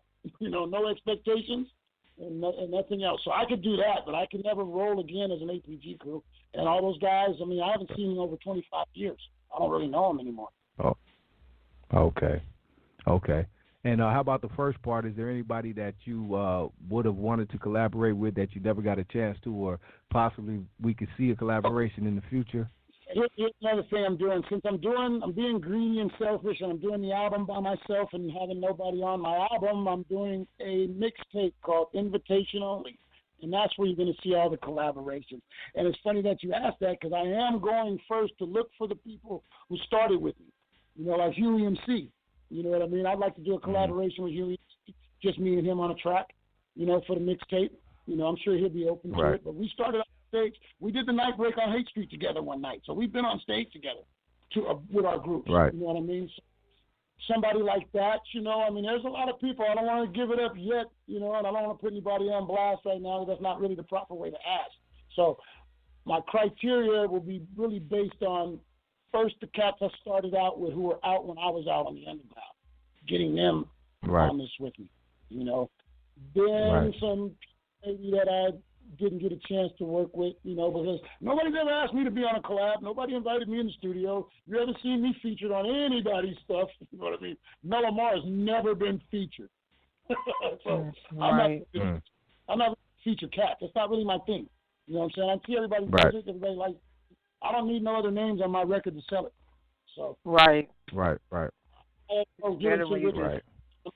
But I do want to do a mixtape. Have a nice little party, you know, in the studio, and have everybody together, and, you know, we do it like we used to do it back in the day, and then, you know, have some collabs and stuff like that. But, you know, so that on that side, that's all going to be on the mixtape, you know. So you're right in that thinking. You're right in with that thinking. So that's exactly what I'm doing. You know, that's my plan. Okay. But you got a nice studio too. Yeah, that's my home studio there. That's where I do all my work. But I go to the big studio to record. I don't half-ass, you know, fast in this game. I do it professionally. I was a professional from the start. I'm still professional. It's all business. You know what I mean? No jokes. Yes. Studio work. It ain't no games. You know what I mean? So I'm in the big studio right now. I'm putting together this 13-track album. I do my home studio. You know, I do my stuff at home. So, and I do all my mixing and all my mastering and all that stuff. I mean, I can record. I mean, Pull On Up was recorded here, right, in my own studio. Dysfunctionality, that was recorded at home. So I got good quality. My workshop puts out good sound. You know what I mean? But if I go out to the world market, I don't want a home style. You know what I'm saying? I got to work with a professional engineer. Experience, you know, I got to have my, you know, the album is going to sound a little bit different than what I do at home. But I'm building a new studio. I'm building one more. I built like 3 studios already. So I'm building one more studio, and that's probably where we'll do the mixtape. so it'll be conveniently located. You know, you know. Yeah. So that's the plan. That's the plan. Okay. That's also, I want to cool. ask you: can we expect any type of being that you have so much history on me? You go way back, you know, all the way up to where you are now in the new beginning of your era and what you're trying to do and put out new music. Can we expect any type of documentary, book, or anything that you can give the people history on Mello-Mar and APG? Can we expect any of that? Now you got me exposing secrets. I like the element of surprise. Okay, come on now. Let's talk about it. I'm sure I got to write my life story sooner or later, and it's going to be before, during, and after APG, so it'll be very interesting. It won't just focus on what I've done musically. My whole life is a story, and it's been when I talk about my life, it's interesting, people say. So people have told me for a long time I need to write a book. So I'll do that. And then I'm thinking about shooting my own documentary, you know, kind of doing like an MTV Unplugged. You remember the MTV Unplugged? Yes. Yes, sir. Lauryn Hill, Jay-Z, you know, where you're just sitting on a stool. Yes, sir. Microphone. Yeah. You talk a bit, give a little history, do a couple of songs live. So I might shoot my own 30-minute documentary. Okay. It's time to get mellow. Okay. The book, it's time to get Sounds mellow. good. Documentary to get mellow. Yeah. So that'll be something to look forward to. Yeah, those are in the works. I'm busy. It's a trip because I gave people a little time. I was like, you know, if you want to do something, now's the time, because in a minute I'm going to be too busy. I'm going to be very hard to catch up with, hard to talk to. 2020, I've got a lot on my plate right now, so. Right. Well, I'm glad we got a hold of you early before you kicked things off and be hard to get at and, you know, go Hollywood on us and all that. I'm glad we got you before before you transition and, you know, and all of that. Hey, I'm still on the porch. I'm at the house right now. I'm still on the porch. On APGAR. No Hollywood here. Yeah, you don't want to be Hollywood. You don't want to be Hollywood, huh? You don't want no parts of that. I know. Hollywood kills people. Ask Anna Nicole Smith. You know, Hollywood. Right. Hollywood scares me. Right. Yeah. Big boy. You want to remain that pioneer. Yeah, I don't like the glitz and glamour. That part. That part. Yep. Hey, man, it's a beautiful thing, man. We appreciate it, man. Like I said again, just you stopping by, man, and giving us the history, man, and you know, just allowing us to go ahead. Hope you know I can continue. You know, I can. You know. No, we're here. We're here. I don't know what time you have. We're here, man. We're here for a couple hours. I just, you know, I'm glad we got everything out, the main parts and the history and all of that. And I want to open up the phone lines as well. You know, we got a lot of people listening all across the world. So if anybody out there wants to speak or ask the homie Mello-Mar any question, the phone lines are open. You can press 1 and we'll bring you in. Also, the call-in number, if you're listening online, is 914-803-4001. I want to give a shout-out to our sponsors tonight. Shout-out to BTP Media Group, the homie Jeff Kwan, who made it all happen. Shout-out to Jeff, man. Much love. Shout-out to 93 Point Tweed, FM-ism, and Westside Car Club. I had to shout-out our sponsors, man. But shout-out to Jeff, man, who made it all happen, man. Bay Life and all of that. What up, Jeff? Any shout-outs? Anybody you want to shout out that you didn't give, you know, love to, that you could take this time out to show some love to, Mello? I just want to shout out everybody that's listening. Shout out everybody. Shout out to everybody that tuned in. You know. Shout out to my girl. She's always side. You know. Yeah. I wanted to give a shout out to your queen as well, because I was on your Instagram peekabooing, and I see you guys are just like, you know, Bonnie and Clyde, like you said. And, yeah, they dope. Yeah, that's dope. That's dope. That's dope. You gotta have your ride and die with you, man. That's dope. I respect your ride and die, and they got your front, your back, and your side. You know, I check you guys out. You know, I'm not one hanging out. Yeah. I'm not one to keep her in the background while I'm out front. She's with me. You know what I mean? She's on my side. That part. Yeah. That part. And it's so needed. That part. So needed nowadays, a real one, and especially with what you're doing. You know, the industry that you're in is so you got to have a strong queen behind you. You know, you can't have somebody that's going to turn their nose up or look at somebody all sideways and have a slick mouth because you won't be successful that way. So yeah, I seen it. I was like, okay, I see you. You know, I see the king and queen hanging out. She's not, you know, she's not starstruck. She's not starstruck. She don't give a damn who I am on that side. Yeah, I don't know that dude Mello-Mar. That's right. You know what I mean? He just shows up every now and then. Yeah, right. It's a whole different ball game when it's personal. Yeah, so just real quick, Yeah. you know, I've always had to lead by example. You know what I mean? Some people talk about what they're going, other people do what they're going to talk about.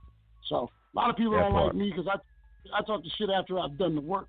I don't talk about what I'm gonna do. I don't do it when I come to you feel me? So I'm not really liked in a lot of spaces because of that boldness, you know. And I have the proof. I have the receipts in my hand, you know, when I open my mouth. So that's just how it is. I try to lead by example. You know what I mean? That's the best way to do it, man. I always express that and put that out there myself. I post that. Lead by example. Yes, you know do. What I mean? Especially in 2020. Me and Gene been talking about it. You gotta do it. You gotta walk it how you talk it, and walk it first. You know what I mean? So the people can see the footsteps and they can see it, like you said, the receipts. Yeah, everything don't have to be announced. It'll all show. Exactly. You know, you don't have to announce everything. It'll all be like, well, dang, I didn't know you were doing Everybody's that. talking about it. Yeah. Right. Exactly. Right. Like I just said, we just sum it up by saying, walk it before you talk it. Yeah. That part. Yeah.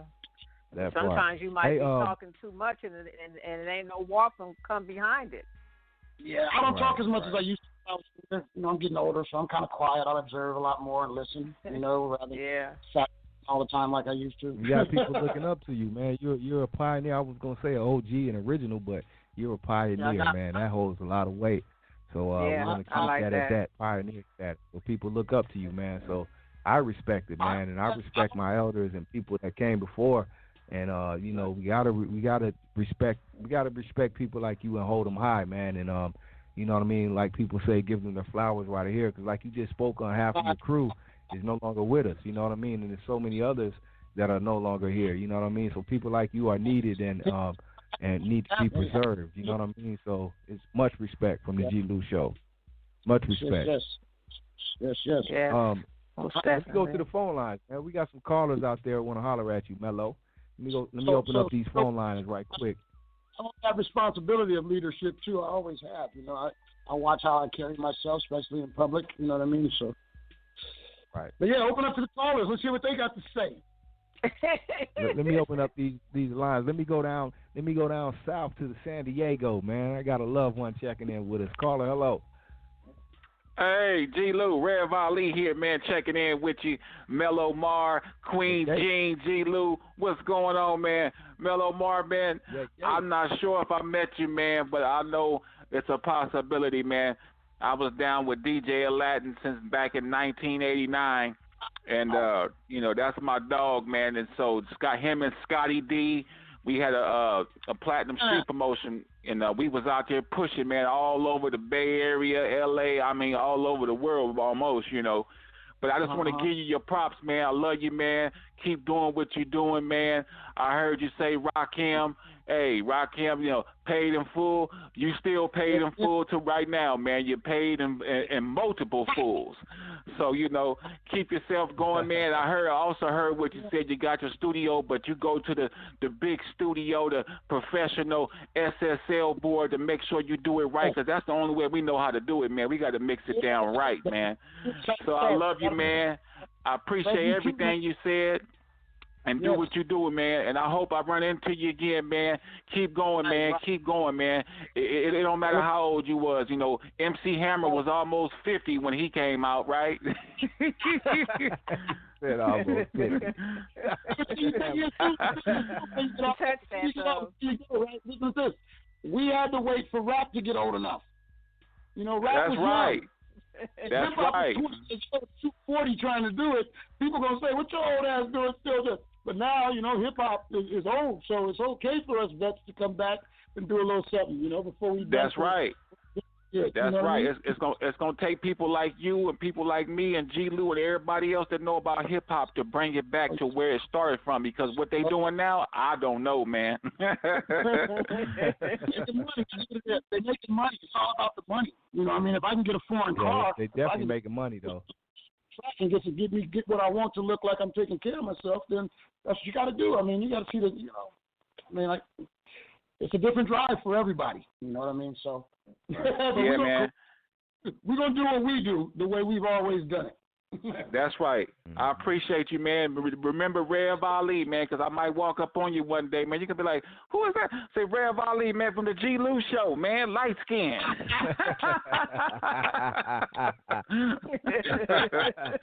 That's right. Light skin. All right, man. I'm right here listening, man. I love you, man. Appreciate you, man. Keep going, bro. Yep, you too. Salute. Ali. Peace and love, boy. Ali. Much love. Hugs. Hugs, Queen G. My God. Thank you. You know, Scotty B. He talking about Scotty B. That takes me back. Yes, sir. Yeah, pioneers, like you said, pioneers. You remember Billy Jam? Billy Jam hit me from Ireland. He was way out in Ireland. He hit me one morning. Hey man, long time. What you up to? I see you busy again. I'm like, yes, sir. But yeah, a lot of. I mean, Davey D helped us out a whole lot in the beginning. You know, us Siddiqui, KK, K-Poo. You know, Doc Martin, DJ Doc Martin, DJ Blackstone. Doc Martin. You know, I can go on the list. Man. These are the dudes that when I went to them and said, hey, I'm getting ready to make a record, they were like, what? As soon as you finish it, bring it to me first. So I had a lot of people. I mean, we talked to a lot of people and had an anticipation for that first 12-inch drop, and we got a lot of help. We didn't just do that on our own. You know, I had a lot of connections with a lot of people in places, you know. And then, like I say, we got Flex, and then Davey D got wind of it, you know, and he got behind us, you know, G-Spot. You know, I miss all those guys. I miss the Colex, KPFA days, PO days, Kevy Kev down at KZSU. You know what I mean? So Kev, man. One day me and Davey D on a Sunday. I had my son with my oldest son. He was probably about 8 years old at the time, 9 years old. Me and Davey D, we started out at Colex. Then we went to KPFA. Then we went to KPOO. Then we went to KZSU. We spent a whole damn day running around college radio stations and just being on the air, having fun. Another time, G-Spot. Yeah. We leave the DNA Lounge in San Francisco, come back to the East Bay about 3:30 in the morning, 4 in the morning. G-Spot tells me, let's go turn the radio station on.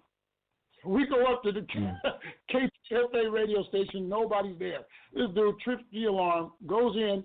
The building's empty. And I mean, just like flipping a switch and we on the air. Wow. We just quit. You know, so yeah, I missed that time, those times, you know, those people. Memories. Shout out to the college radios who played a major part in early hip hop and getting things out there before the mainstream radio. That was the place where you go to, you know, get it out there. So shout out to college radio early on in the game who made a lot of things happen who don't get a lot of respect, you know. So shout out to all those stations and entities that you mentioned, man. And shout out to the Davey D's and a lot of those legends, man. Definitely put it out there for the Bay, you know. So yeah, I'm glad you mentioned that. We couldn't have done it without them. You know what I mean? We couldn't have done it without them. And for them to love us and embrace us, want to see us go, you know, like they did, that's in my heart for life, you know. Sometimes I can think about that. You know what I mean? So, I mean, I get emotional when I think about that. You can probably hear my voice kind of cracking, you know what I mean? It's like, people, when you got somebody that gets behind you like that, you know what I mean? And they're not looking for anything from you, you know what I mean? So it's like, right. I mean, that's it's not a lot of it's not a lot of genuine out there like it used to be. People are just not as genuine and like it used to be. They're just not, you know. So I can understand the emotions behind that. Yeah, they want to get paid now. It's all about it's all behind the dollar. You know what I mean? It's a whole different mentality, a whole different motivation, a whole different, rap is easy. So some people don't want to, hang sheetrock. They don't want to. Or they want to go to college for 4 years and become a doctor or whatever else. You know what I mean? That's too much. So let me just record drop it. If it's hot, give me $100,000, $200,000. Sure, I got money. I got bread. I'm rich. I can do things. So it's just, and now they're doing it by any means necessary, as long as I can get it out. You're right. What about that? But I mean, it's about choices. It's about choices. Adults, you know what I mean? There's a lot of other stuff, to our liking, And one thing is funny that we're talking about this as old as we are, me and you, right? Yeah. I want to bring something for us. You feel me? I'm kind of really looking to satisfy the older hip hop heads. You know what I mean? Yeah. The ones who go Grandmaster Flashes and all that.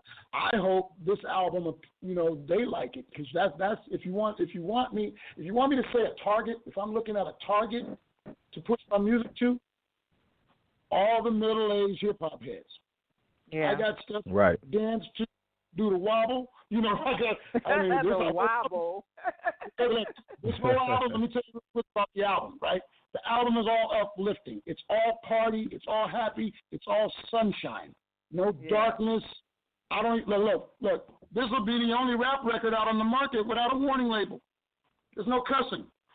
Yeah. It's like my idol. No cussing. No need to cuss. There will not be a sticker, a parental advisory sticker on this album. I guarantee you. Yeah, that's pretty dope. You said the wobble, the hustle. Do the hustle. I got a call. Look, we're making up a dance right now called the Measure Up. I got a song I'm dropping called Measure Up. It's kind of like a wobble song, step song, and me and my girl are putting together the dance right now. And the lyrics, I got to make up the dance before I can write the song. That's gonna be real cool. That's gonna be cool. Stuff. I'm singing. People didn't know I could sing. I'm singing. I got R&B tracks, with a little singing and rapping. You know what I mean? I got whole different flavors. I got so many different things I'm doing on this album. But like I say, it's the block party. It's the backyard barbecue. It's Jazzy Jeff and the Fresh Prince summertime. You know what I mean? It's all joy. The album is joy. If you feel bad, play this record. If you're depressed, play this record. If you're down, play this record. Yeah. Yeah, that old school is the best school.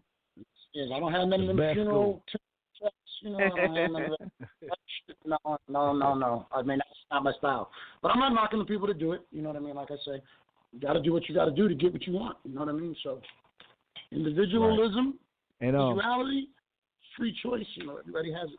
Yep. And that's the great thing about the digital age and the internet.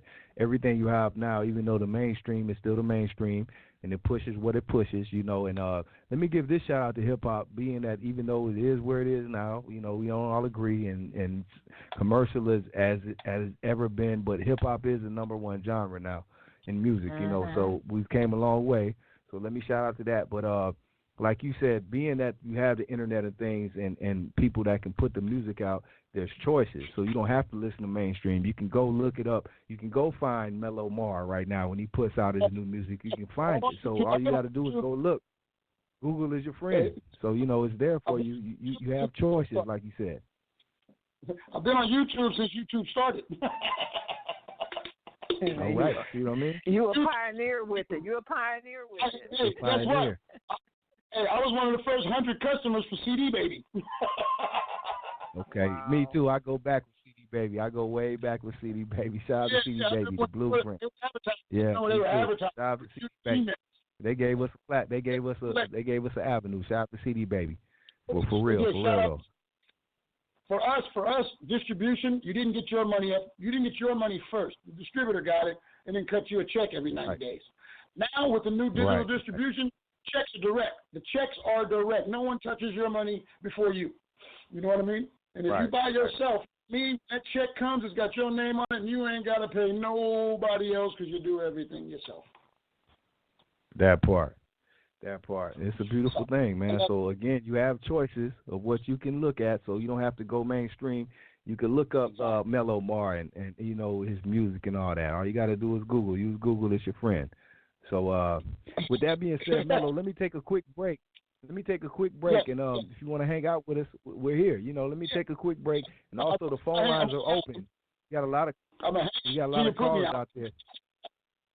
Oh yeah, we're here, man. We're here. Love is a house, man. You got the key. But shout out to our sponsors once again before we go to this break. Shout out to BTP Media Group, Jeff Kwan, my man. Shout out to 93 Tweed FM Ism Thursday nights. Make sure you tune in tomorrow night to my main man, Tweed Cadillac, man, from the Penthouse Players. He has a cold show on Thursday nights, Spectacular Lowrider Oldies. Make sure you tune in tomorrow night, Blog Talk Radio, 7 to 9 p.m. Pacific, man.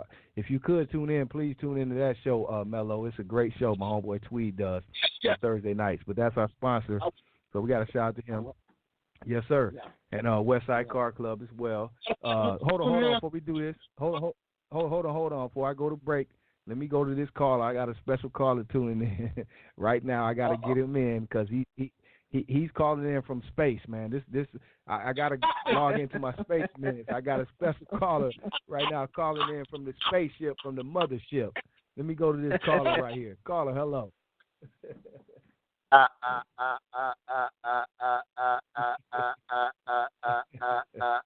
Good evening. Good evening, sir. It is the one and only Imperial. Cut me in or cut it out. Grand Emperor, magnificent. Dr. Ism with 100 Z's behind it like the Google. It is that motherfucker. Parental discretion advised. Put your motherfucking kids up because I'm in the house. Hey, Malik. Now. Malik, we got a pioneer from the Bay Area, Mello-Mar, man. And, I'm glad you got to tap in with us, man.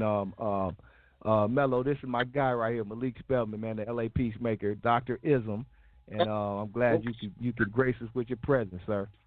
I so appreciate it. Good evening. How you doing? I'm doing well. Face like. I'm smoking them runts and that cereal and milk from out the town, out the O. You know what I'm saying? Because the O is that town where bless my nigga Steve and the children of the corn up there in the Bay. But I got my man Noid on the phone, a.k.a. Noid, and he got a fly book coming out that the Bay need to know about my boy Evil that was a Damu from that old Westside. Noid, you on the phone? Noid, you on the phone? Noid, you on the phone calling from Jupiter, Noid. Hello? Where's Noid at? What up, Noid? We on the air. Excuse me, the G-Lew show. This is the Hidden University of America. Sometimes we late for school. You got the 5 on the air. These niggas coming off the concrete corners of South Central Los Angeles under the Damu Act, and he's going to tell y'all about this book that we going to push in the Bay. Like my nigga Big Felix and them, Big P and them that was handing cheering bicycles and his nephew and them. About the town. The town is the town, right? Dr. Noy. Hold on, just walk to the back. There you go. Yeah. Tell him to look for LAPD as he enters the phone. All right now. Noy. Hey, what's going on? You are officially on the G-Lew show, Westside Wednesdays, where ain't nothing but real ones on here. We got a real one on here, a special guest at our house, and we're going to pull out a whole cow and slaughter this motherfucker because we got Oakland in the town, and we're going to burn 5 pounds. But I need you to tell them who you are, where we at, and then tell them about that beautiful book so we can bring you back on this Sunday to follow up. Yeah, man, I'm E.W. Womack, man. NOI, they call me out here, man, but I got the book about a couple of my partners, man, that's on death row, man, and came back on appeal on the case when they was like kind of railroaded by these white folks that was, talking about, these niggers need to burn. So I wrote a book about them because I come up under them when they, when I was young. So I'm telling a story about how I grew up, when I was young and, not having parents at the time. My parents was on drugs and going through the system all through my life. And, getting to the point where I'm at, working, getting out after doing, I went to jail when I was 17, got out when I was 30. And coming out here, man, and trying to work and trying to get things together, man, prepare for my son. My son, an actor, he been doing things for the community and for the people, man. So I just want to get things, straight so we can build. You know what I mean? Right. And tell us about this book, man. Is it out now? When is it coming out? Right. Oh yeah, I got my first book. I got my first book today, and I'm getting the rest of them printed. You know how you get the sample book so you can see how if you like it and how it look. And, you know what I mean? If you want to, put it out to the public. So I got it today. So I got them printing up the books, so I can distribute them, get them on Amazon, and get them around, so people can see. You know what I mean? Because we go through this all around the world. You know what I mean? All around state to state. Somebody going through the same thing I went through and going through it right now. You know what I mean? Right. Hey, man, with this book, man. Go ahead, Malik. I'll let you handle this. Tell them what the book is about and the characters for me, know it. And how them dudes was in newspapers, LA Weeklies, because this is a book about that life, Yeah. It's about a couple of my partners, man. They come up in the streets, man. They they was accused of multiple murders. You know what I mean? Over 10 murders, and they was sent to death row at a young age. You know what I mean? Both of them, Fat Rat, Damone Johnson, Big Evil. You know what I mean? So they they back on appeal. So I'm talking about how I come up under them and what type of person they was. You know what I mean? And what type of what they did for the community when they was young, and what I seen what they was doing for the community, and on top of that, what they was accused of. So I'm talking about, the law enforcement on how when I was young, where, they gave out baseball cards when we was young. They gave kids a little hope. That's why I try to all about, kill, fuck the police and all this different type of stuff right here. It's about growth at the same time. But when they took baseball cards and all this stuff is showing, some type of, like they felt the community and the kids, and they took it out the ghetto and out the streets, they, now they got the guns pointed at these same kids. So I'm talking about them, stuff like that and what we need to do to build to get things together. And it starts with us. It starts with the people in the street. And that's why I came out with Gangtology. So I got the Gangtology, and I got the curriculum coming out with the gang. I like that Gangtology. name. Yeah. So, and that's the essence of basically the book. Right. No, let me ask you this, homie. Being that you're out now and you got homies coming back, trying to on the life sentence and trying to get out now, and then at the same time they've been letting a lot of homies out that's been gone for 15, 20, 30 years. A lot of homies that's coming home. So now we have action at that. But what do you feel about what's going on now in the communities where the gang culture and everything is like a lot has changed, watered down, but not only watered down, it's a lot of, just a lot of things going on where the youngsters are misguided, confused, and not even following the original protocol. You know what I mean? It's kind of like it's lost out there. So what do you think about what's going on now in the present day in South Central LA and everything going on with gangs and so forth? Well, I don't think they misguided. I think that a lot of the youth today, it come from different areas with people that don't even know them. You know what I mean? So when you got people that come from Las Vegas and they come from all these different places where they didn't grow up in these same neighborhoods, it get mixed up with them type of people. So if you got all the rich people that done moved to Lancaster and moved to Hesperia and all these different places, and they left and they trying to grow themselves and give their kids a better place to live. You got all these other kids that's coming from these places down here trying to be a part of that. So when the OGs and older people see these dudes, they come, they come so vastly that you can't do nothing. So they really put their hands up like, man, I can't keep up with these dudes. I got my own kids. You know what I mean? So it's taking for the fathers that really do care, that's still out here, just like Mustafa. Mustafa's still in the same neighborhood he grew up in. You feel what I'm saying? So you got different dudes that still here, they're still trying to push. You know what? I'm not going to just give up on my community or give up on the kids just because, they come from these different places. I'm going to try to raise them up and give them some type of hope. But it just seems like it's over-flooded with that, some type of people, because it's not enough dudes that's doing these certain things and trying to get these people to come to a head and say, you know what, man, y'all gonna understand what we're talking about. You know what I mean? So right. So it comes from a lot of different things, man. But it's like the Black Panthers when they was on Central and how they had the studies and the classes. We got to bring back the history that we once came through, and older people that in their age group or whatever it is. We got to bring back them curriculums. We got to bring back that originality. You know what I mean? For us to build. You know what I mean? So we can build off of like that. It's gonna stay messed up. You know what I mean? The streets gonna stay messed up. You're gonna have kids killing kids because listen, ain't nobody stepping up to link up with these same dudes that got kids that still care, that's still in the neighborhood. Right. And with that being said, let me ask you this too, piggybacking off of what you said. What do you feel about the disconnect? Like you said, they're not really misguided, they just don't know, and especially a lot of the older heads. What do you feel about the disconnect, first of all? Like you said, people moving to Lancaster and Palmdale, all these places. But on top of that, you have gentrification going on where people are literally being moved out and can't afford to stay there. So how do you feel about the disconnect, first of all, and how are the older homies, even the ones that may beat the appeal or the death rows and come back home, how do they connect with the younger youth? And how do you feel about the gentrification and all of that going on as well, where things are different? And one more part, in South Central, how do you feel about recently things are changing as far as the peace trees and different things with neighborhoods going on, whether it be the black gangs, or the Hispanic gangs and all these things I'm sure you've been hearing about. How do you feel about all of that overall? Oh, yeah, where the disconnect come from, where a lot of fathers is in prison.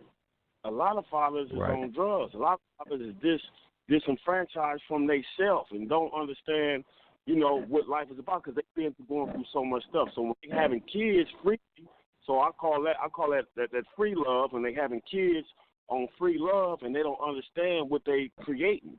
So if you having kids and you in the lifestyle of the streets and you back and forth in prison, you disenfranchise yourself from what you putting out. It's like I got a plant that's planted in Arizona, and I'm trying to water it. And I'm from Los Angeles.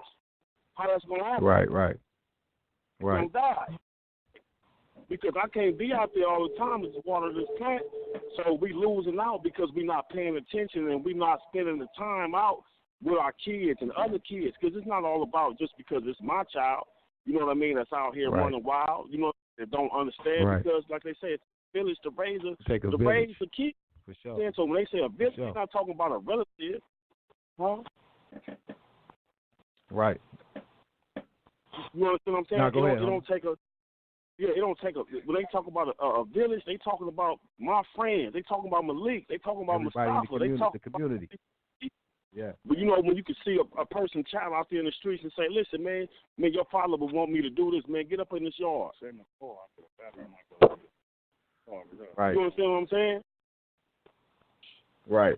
So, hey, but Mustafa phone dying, man. But okay. Well, hey, we're gonna link back up. Hopefully we can have you on this Sunday, man, on OG Sundays. Malik can hook that up, and we can bring you back to speak more on this, man, because we got to have you back. We've been trying to make this happen for a minute, so hopefully we can hook you up for Sunday, and you can come on the show, man, and talk more about it. Exactly, and I'm willing to do that because this is what I'm trying to do, man, for the kids. See, I'm trying to go around the world with plays. I'm trying to get involved with these plays. I got plays already written. I want to get around with these plays so these kids in other areas can see. Listen, it's not just about Los Angeles and South Central, but this is the origin of where gangbang started. So I feel that I have a duty to get out here and show people, listen, this is what I went through. My brother died in prison. You see what I'm saying? So I don't know how that was for my mother to see my brother in the casket coming from, Susanville. You see what I'm saying? Right. So this is what I'm trying to do, man. So, when we get time and we can expound on it, further, man, that's what I want to do, man, because my heart is in it. You know what I mean? And this is what I want to do, man. For sure. We're going to bring you back Sunday, man. We're going to try to make that happen. Malik, if you still out there, let's make that happen for Sunday and bring the homie back because we have we can speak about this further, and that's what that show is about. So Malik, hopefully we can make that happen. Malik, you still out there? Yeah, that ain't no problem, man. You know, I was so emblazed and intrigued by the conversation that Noe got. You know, I'm quite sure the callers want to call and ask some questions, and it's a lot of curiosity. But to the brothers from Oakland, we appreciate your patience. You know, but this is the town. When he say South Central, he's talking about Oakland, East Oakland. He's talking about the children of the corn. He's talking about that real, man, because, see, ain't nobody being gentrified like them brothers and sisters in Oakland. And real quick, just so y'all know, your Governor Brown sold all of the Oakland Peninsula to the Chinese, and that's why you see all that gentrification, because California bailed itself out of debt by selling their shit. So if you look it up, Governor Brown sold all these properties in California to get California out of debt after they done fucked off all that bread. So y'all be thinking on your toes and not your nose, man. The G-Lew Show, man, the hidden University of America where it's done at. Exactly. Sure. And I got my game 9-8 from the dudes in Oakland, man. On 9-8 Street in Oakland, man. I got some partners out of Richmond and all that. You know what I mean? I was in the pen. Some of the brightest dudes. You know, God bless that BGF car. You know what I'm saying? God bless that Damu car, them Space Age gangsters, you know what I'm saying? And them other dudes up there that I fuck with in the town, my nigga Tim, you know, all them real ones, man, you know. But the little brother Noy really saying some real powerful shit, man. You know, we got to save black boys. We got to do our part. So when you're on the G-Lew Show once again, and you might hear a little goofy shit from me, that's just bait for your shark ass. I'm going to bring them Swans on there, them East Coasters on there, them 6-0s on there, them Compton niggas on there, because I'm going to bring them to you like the Million Man March. So, Noy, we appreciate you coming on. We're going to get you back Sunday. And I'm going to Oakland right quick in this motherfucking USO and get me some motherfucking cereal and milkweed. That shit's good in the motherfucker, man. I thank you for having me on there, man. Good looking out. I love you, homie. We're going to see you Sunday, homie. We're going to see you Sunday, bro. Yo, Malik Spellman, the LA Peacemaker, my special guest. Mello-Mar, Oakland. Queen Jean is with us, 93 Tweed FM. Hey, let me do this like this right here. We'll be right back. Well, they doing it at the G-Lew Show Westside Radio with a sprinkler that Tweed Cadillac by the way of the pot stirred by Jean. Gangster got the motherfucking church house, and then Flossie got us up in this Bentley. So this is the G-Lew Show Westside Radio. The 27th letter of the alphabet, which comes to the number 9 when you add it up, the hidden University of America, where they doing it at.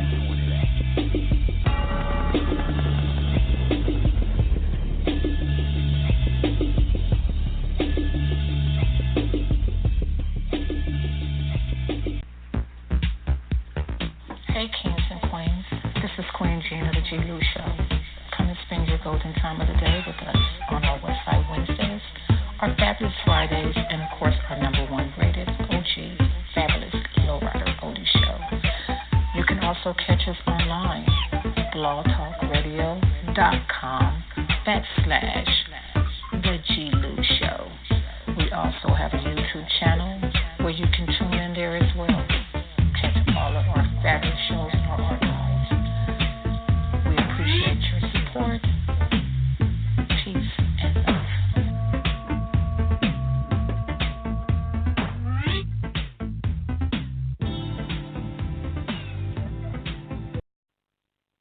All right. Hello. Oh, yeah. Sweet Cadillac, baby. I'm that type of fellow, sipping on that Modelo. Cerveza. What you know about that? You know, keep this. I get with it. Why you mad? Your girl got peeled. Baby wanna low ride with us in the hills. Guess she wasn't even really on tilt. Swallowed every drop like milk and still. Cause the top in the morning to the eve. Until Doc 3 say, yo, gotta leave. And they ain't about to leave with cheese. Y'all finna leave with the scraped up knees.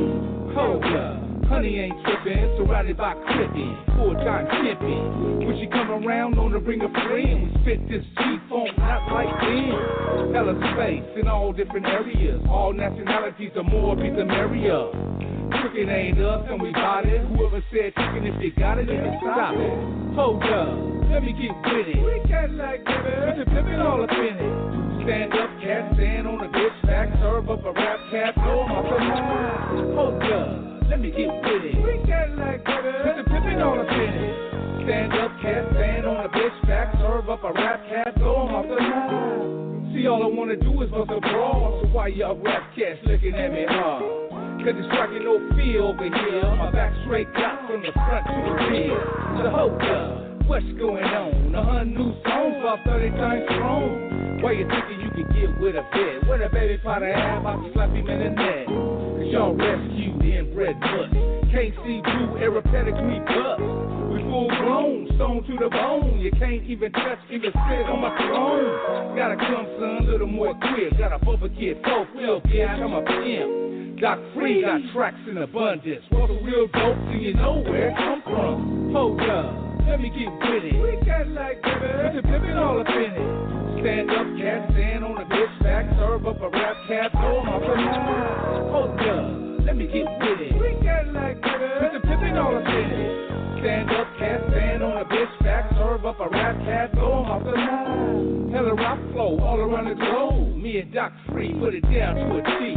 Cause I beat rock, son, and I slam. Can't no sucker say this beat don't jam. The hustle gets spread on your chest. Got me kicking back on the Italian-made tracks. With a buzz, put flavor in your ear. They be getting high off me for years like this.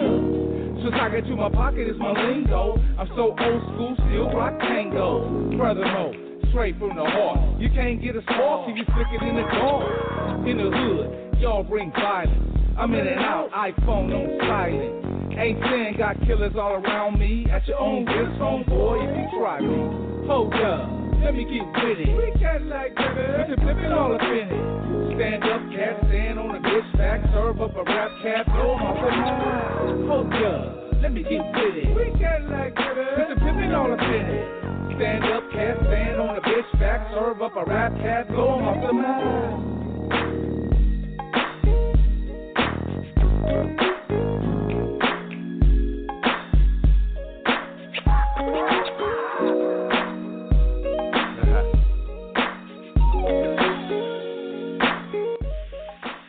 Westside Wednesdays, the G-Lew show. We up in here with Mello-Mar, APG original. Mello-Mar, take us back in the day right quick.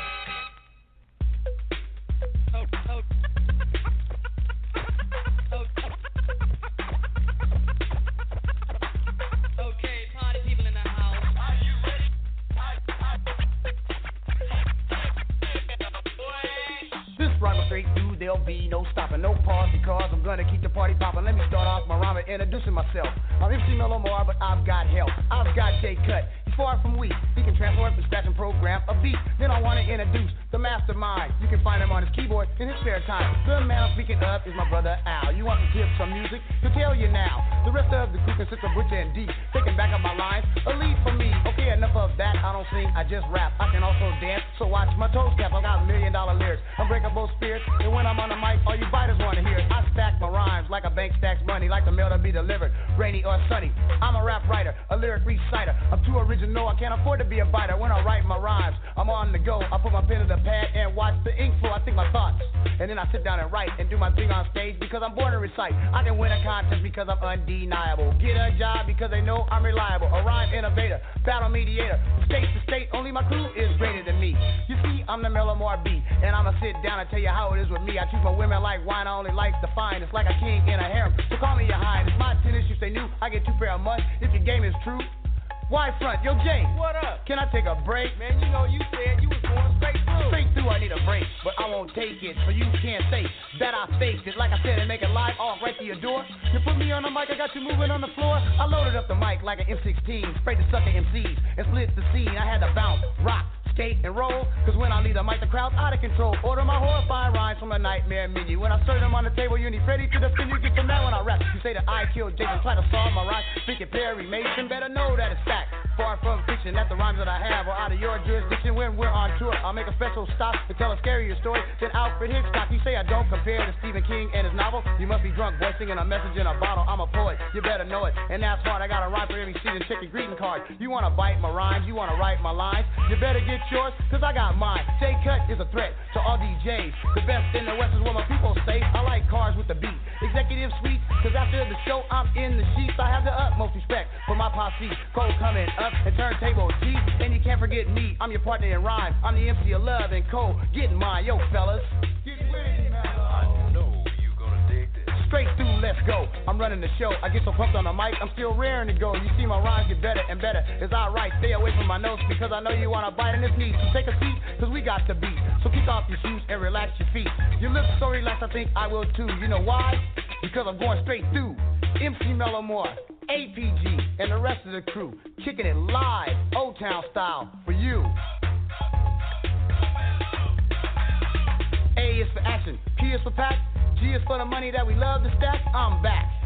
Just like that, I come harder than a heart attack. Like a cardiac arrest, I'll break you down, take you down to the ground and have you flopping around. I see you begging for help because you're out of breath. You regret that day because you rap to death. You can bite my rhymes, and that's okay, cause I'm getting paid for them anyway. I'm not your typical rapper who sports a sweatsuit. I like acid wash jeans and tennis shoes. I'm like alpha beta. So tell a friend, you put me on a mic, I rock again and again. Jay Cut scratches records from left to right. You put my crew on stage and we'll rock it all night. I don't know if my style's West Coast to East, but I know it's hard to say the least. If you have to pick a crew, then you better choose us because I went this far and didn't have to cut. Hey man, I think I've done just about all I need to do.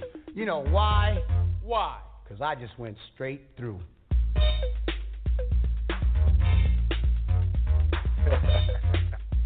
Hey, man. Mello-Mar. Bars, man. That's bars, man. As they call it now, that's bars, man. Hey, that product placement was a mud, wasn't it? You catch all that product placement? Horrifying rhymes? Yes, sir. Classic, man. Classic. Did I cover everybody? Did I cover everybody on that song? Hey, man, you did that, man. Classic. That's bars right there, as they call it today, Mark. That's bars. I was spitting like that in 87. That's 1987 we started recording. It's 87, 88. Wow. Classic, man. Classic, man. But no, it's hard to say the least. He said, I don't know if it's West Coast or the East. He said, I don't know if it's West Coast or the East. But I know it's hard to say. Mello. Hey, man. Classic, man. That's one of my favorites. I had to make sure I played that. Hey, but Mello, we got a few minutes left. Before we get out of here, man, leave the people. I don't know if we spoke on everything that we needed to. I don't know. Maybe we did, maybe we didn't. But leave the people with something, man, that you want to leave them with.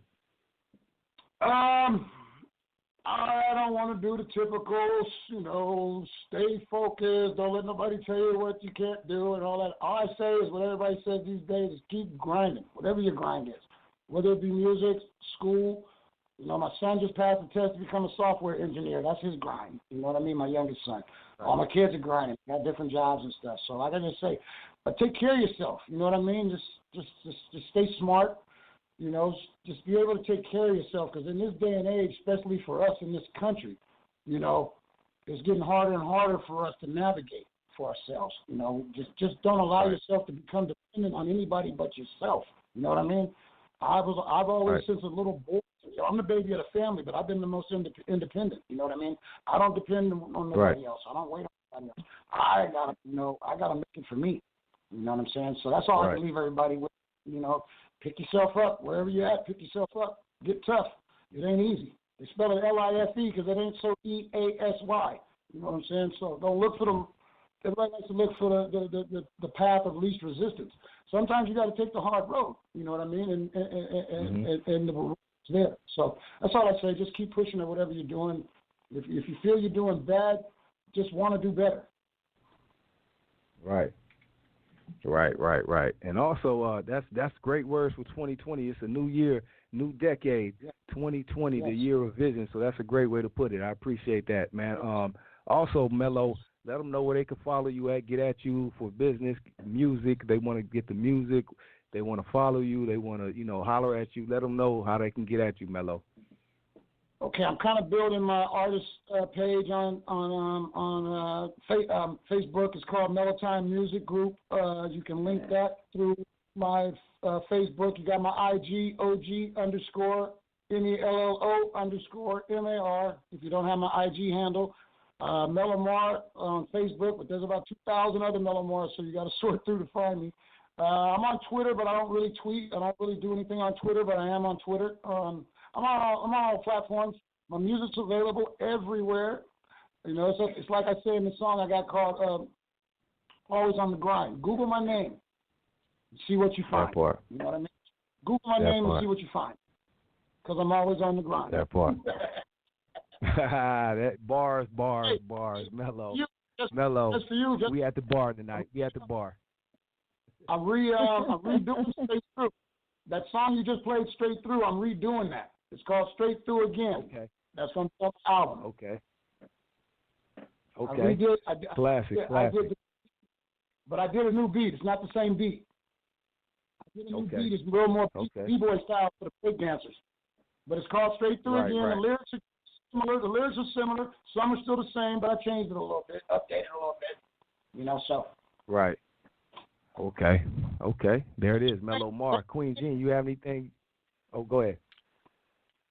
No, go ahead. Yeah. Go ahead. I just wanted to say, I just found you on Facebook, so it was easy to find you because you stand out. Bay Area hip hop pioneer is what you have as your one of the caption. first and probably the oldest. Yes. I just requested you on Facebook, and I just wanted to say to you, blessings to your prosperity, your journey, and also blessings to your family as well. You know, just keep doing what you're doing, and thank you. And I'm looking forward to your new music, your music coming out, your book, your documentary. You know, I'm following you on all platforms, so I got my eyes out. Spread the word. Spread the word. When you watch me, I do most perform. Definitely. Yeah, most definitely. And also we have a Sunday show. Huh? Yeah. I didn't mean to interrupt. Go ahead, Queen. Oh, it's okay. Go ahead. On Sundays we have a show as well. It's called our OG Fabulous Lowrider show on Sundays at 7:00 p.m. PST time. EST time is 10:00. And if you have any events that you're going to be having in the future, you can let me know through DM on Instagram, and I would announce it on our show. So, yeah, come and hang out with us on a Sunday, you and your queen, while you're just sitting up there having drinks or doing what you do for entertainment, and let us entertain you with our show. Yes. It's a pretty dope show. So tune in on Wednesdays, because I remember when you guys had my boy TMD from Capital Tax. I was listening in on that show. Yes, sir. You know? Yes, sir. So yeah. I just saw your follow on my IG, so I'm gonna hit that follow back as soon as I get off, and you can hit me on the Facebook so we can be friends. So I mean, I follow my followers. They don't know that though, but a lot of artists. Yeah. Do you follow followers? I follow my followers. You follow me, I follow you. Yeah, that's cool too that you do that. You know, it means a lot to the followers, because when we're requesting, we want to know. You know, we're requesting because we want to know. We want to be in knowing, and we want you to. We're introducing ourselves to each other. That's what we're doing. Right. I just wanted to put that out there. Cool. Mm-hmm. The ladies that have the last word. I think I'm gonna sign out. All right, Mello. Hey, man, we appreciate you, man. Again, we appreciate the love, man. Yes, peace and love to everybody. And we'll see you in the future. That part. Mello-Mar. Follow him, OG_Mello_Mar on Instagram. And he got the new album coming out. We appreciate the love. Classic episode. Anybody who missed anything tonight can go back when the show is over to Blog Talk Radio, this page right here, and listen to the rebroadcast. Also, follow our page on YouTube. We have the G-Lew Show on YouTube as well, where we play back all the episodes as well. And Mello-Mar will be on that archive. Also, I want to give a shout-out. We have a new expansion of the G-Lew Show. We have the podcast coming probably in about a week, and that will be on all platforms, iTunes, Spotify, and that will be a podcast with intimate interviews and conversations. Our first guest will be Queen Jean coming up this week, followed by Dee Harrison, our sponsor. So be on the lookout for the new podcast coming up. Also, tune in tomorrow night to 93 Point Tweed FM Ism, Tweed Cadillac on Blog Talk Radio, 7 to 9 p.m. Pacific, 10 to 12 Eastern, the After 6 Cruise Mix, spectacular lowrider oldies. Also, shout out to my homeboy Snow, Westside Car Club, Skip Towing. Get at him, Westside CC on Instagram. He tows cars, lowriders, whatever you need, state to state, coast to coast. Get at my boy Snow, and also OG Music, and all our sponsors. Again, it's the G-Lew Show. Shout out to Mama Boo. Shout out to Jane, Big D, everybody who tuned in tonight and showed love. We really appreciate it. The Rev Ali, all of our sponsors as well. It's the G-Lew Show. We got a few minutes left, and then we're going to go into the after hours. You know how we do it. Shout out to Mello again, Queen Jean. We here, man. Hey, it's Dee Dee Harrison, chilling every Wednesday and Friday on the G-Lew Show with G-Lew and the wonderful Queen Jean. And on OG Sundays with Big Flossy and Hanks the Gangster. Be sure to tune in and take that vibe. You can find me on Instagram at DD_Harrison, that's HAIRSTON, or email me at ddharrison100@gmail.com.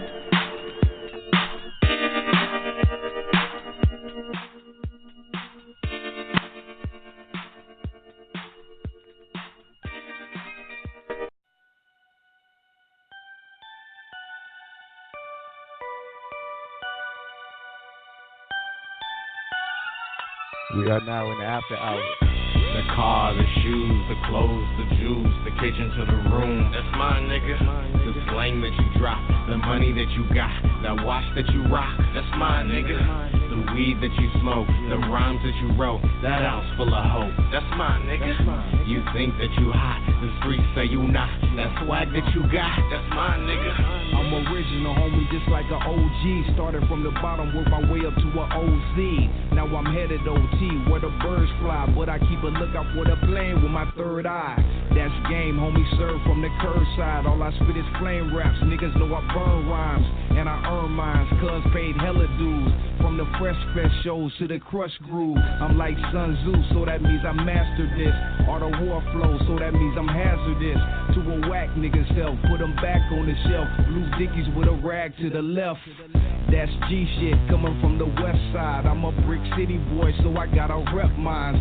Till the next time we meet, G's up, G-Lew in the pimp lane, doing too much. The car, the shoes, the clothes, the juice, the kitchen to the room. That's mine, nigga. The slang that you drop, the money that you got, that watch that you rock. That's mine, nigga. The weed that you smoke, the rhymes that you wrote, that ounce full of hope. That's mine, nigga.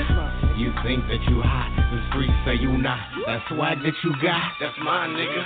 Give it up for them niggas that's still original.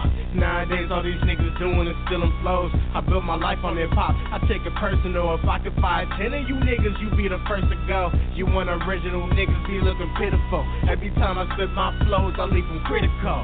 My love for hip hop is unconditional, so you need to pack your bags, get your shit and go. I kick a flow to make a crackhead, kick the dub, kicking flows while you bitch ass niggas kissing hoes. I strike a pose while you copycat striking now, cause a nigga keep it real, don't nobody like me now. So fuck around and you gon' bring a real Viking now. I'm too much, so I give him just the right amount. I lost too many fakes, too many to count. So if you looking for them bitches, check the lost and found. The car, the shoes, the clothes, the juice, the kitchen to the room. That's mine, nigga. The slang that you drop, the money that you got, that watch that you rock. That's mine, nigga. The weed that you smoke, the rhymes that you wrote, that ounce full of hope. That's mine, nigga. You think that you hot, the streets say you not. That swag that you got, that's mine, nigga. Rap life sucks, the food's manufactured, and that lip service traction don't match with your actions. Got a trunk full of choppers and a house full of raw. Don't converse with the enemy, nigga, that's law. Who been learning you niggas wrong? Maybe it's my fault for giving passes back then. I shouldn't have let them walk. Now my youngins and nephews, they all mixed up from a radio playlist that's all fixed up. Pushing garbage on them, now they figure this what it is. Homosexual propaganda laced with showbiz. Flipping Tupac soldier life to dump down dump. Gorillas in the field in the sideshow monk. That gang you claiming about the people, fuck you. Bypassing the protocol, the truth stuck to. Like the Apollo in Harlem, we saying man your whole act. Putting Bogart styles and Tweet Caddy on the track. The car, the shoes, the clothes, the jewels, the kitchen to the room. That's mine, nigga. The slang that you drop, the money that you got, that watch that you rock. That's mine, nigga. The weed that you smoke, the rhymes that you wrote, that ounce full of hope. That's mine, nigga. You think that you hot, the streets say you not. That swag that you got, that's mine, nigga. Man, look out the window, man. You don't see us out here, nigga. We here to collect all that. Bogart Styles, Fusion, G-Lew. That's mine, nigga. Cadillac, nigga. We here to get all that back. Hope you didn't think you got away with that. Nigga. You wannabe skinny jean wearing. That's mine, nigga. Gangster. Come outside, nigga.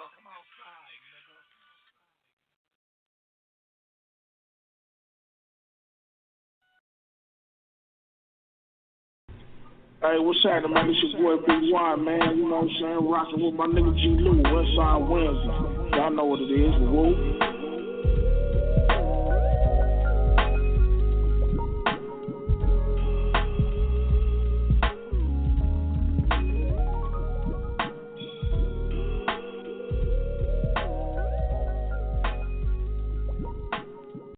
Sounds get laid down on Westside Wednesdays, OG Sundays, Flashback Fridays. We're cruising with G-Lew, fabulous lowrider oldies. So just let me introduce myself. I'm Tweet Cadillac, baby. I drink up all the Hennessy you got on your shelf. We got to keep it fly, PI, and you know why.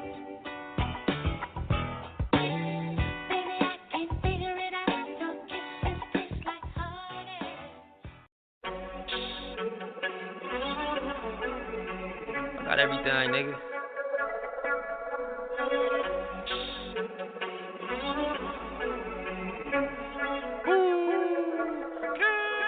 Got young niggas that's gonna shoot for me. Bad bitches that buy shoes for me. Versace this, I'm the shit. Got the six, got your bitch. I ain't cocky, I'm confident. So I don't really need no compliments. $1 million deals, that's common sense. I might let a major label be a part of this. I had one shot, went hard for this. Went to war and got scars for this. Shootouts and all of my slaughter tips. So shout out to all my accomplishments. Nigga, real jewelry, no starter kit. Corporate cars that I'm shopping with. Type of bros that I'm spotted with. Type of respect only bosses get. Nigga want a verse, well I'ma charge a grip. Less you a nigga that I started with. Less you a nigga that's a part of this. California love, look I'm the heart of this. I got the realest flow, I say the hardest shit. No cosign, do the smartest bit. Started from the bottom, I ain't borrow shit. Self-made young nigga like Ross and them, and I got the six. Got your bitch. I ain't cocky, I'm confident. You won't stop me, I'm competent. So I don't really need no compliments. $1 million deals, that's common sense. Might let a major label be a part of this, nigga. Be a part of this. If not, fuck y'all, give me all my chips. Oh, I'm gonna keep getting cash. I'm gonna fuck these hoes later. Taking care of my fam. And all the money don't make us. Smiling all on you niggas. Shining like I'm Las Vegas. Next time I see Miss Booker, I'ma say a prayer for my haters. I'm gonna keep getting cash. And I'm gonna fuck you hoes later. Taking care of my fam. And all the money don't make us. Smiling all on you niggas. Shining like I'm Las Vegas. Next time you in church, say a prayer for your haters.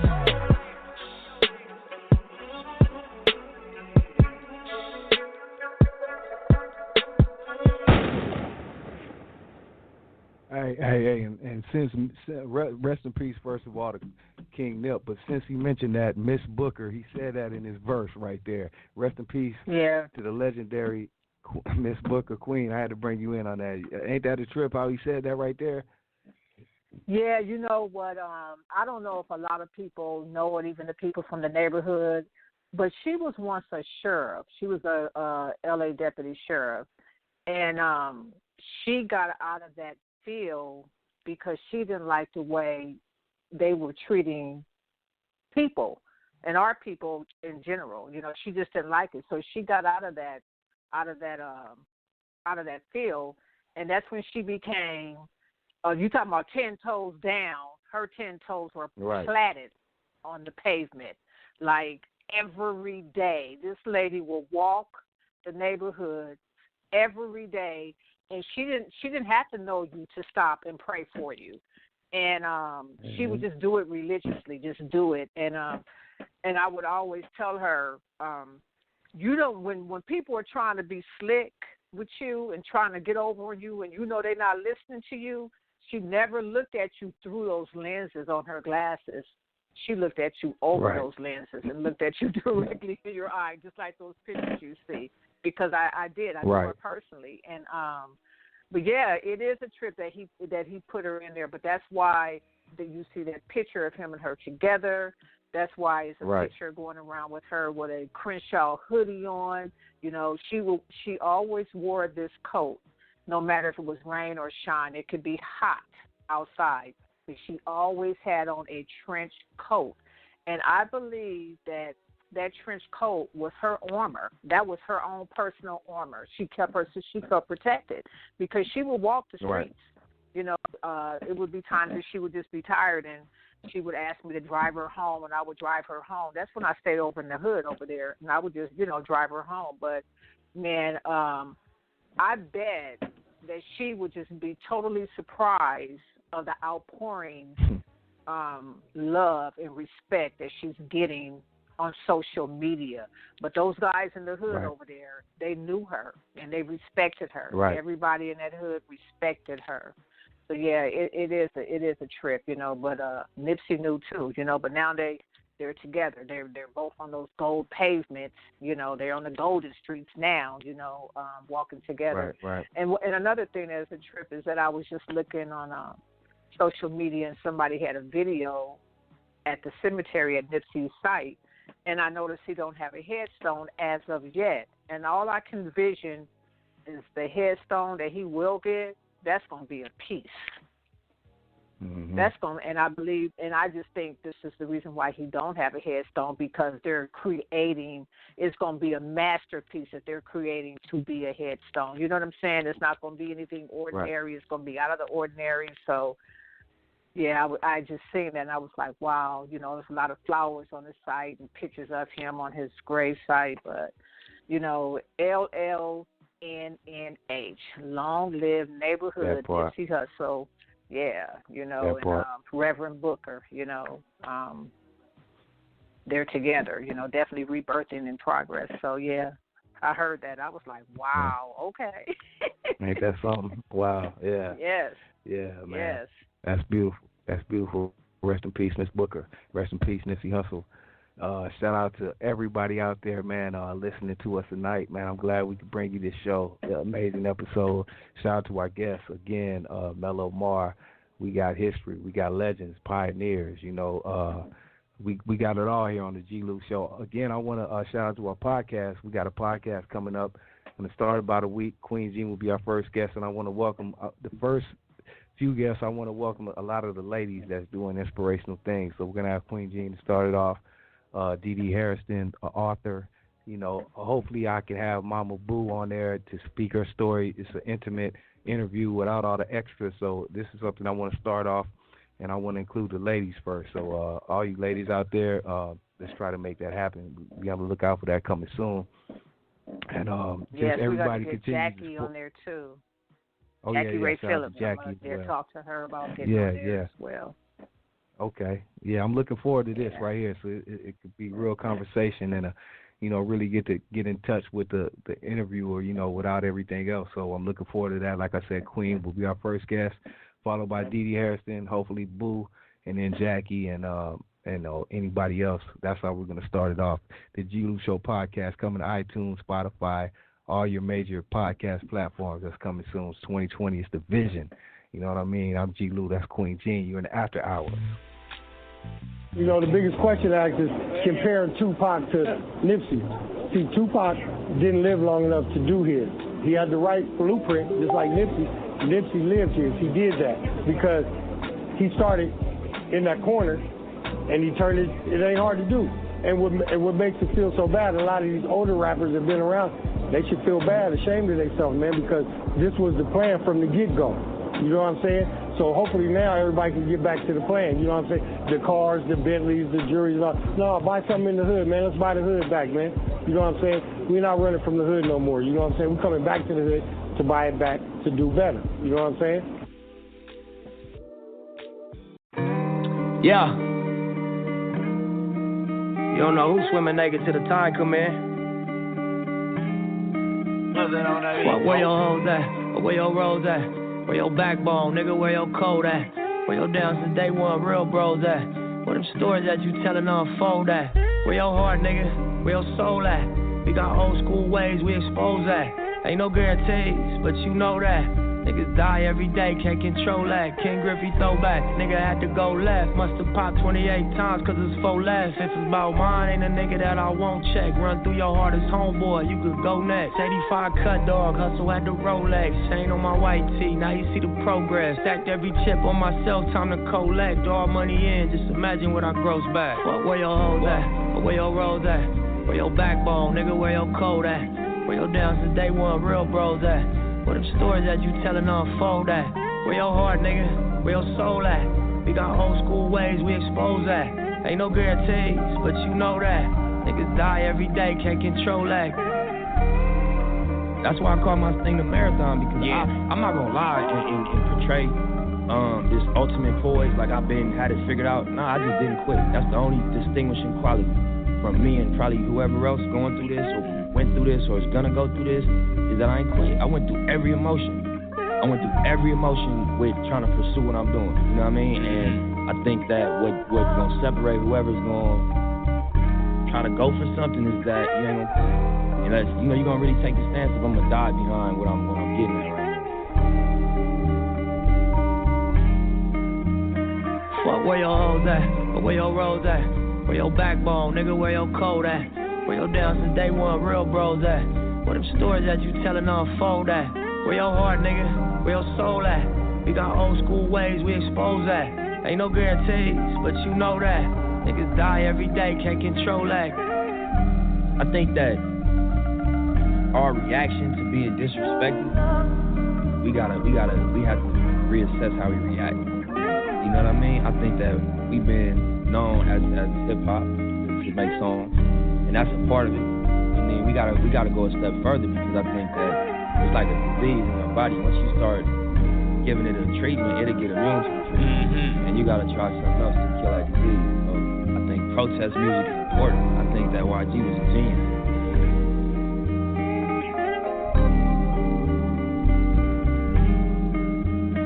Fuck where your hoes at, or where your rolls at, where your backbone, nigga, where your code at. Where your down since day one, real bros at? Where them stories that you telling unfold at? Where your heart, nigga? Where your soul at? We got old school ways, we expose that. Ain't no guarantees, but you know that. Niggas die every day, can't control that.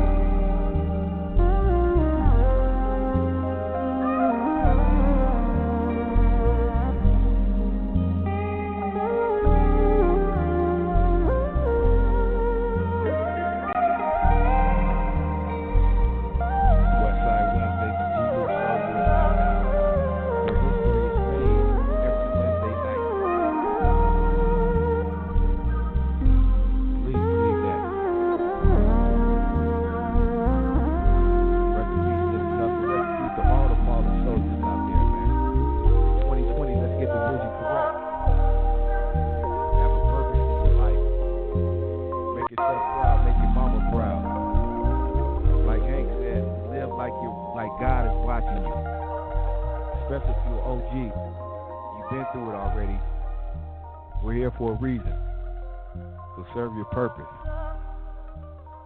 The G-Lew Show. This is inspired by the words of Machiavelli. As the world turns, 2011, G-Lew. Coming up on 2012, and you know that's when they say the world gonna end, right? So I guess we coming up at the end. Yeah. As the world turns, as the world turns, as the world turns,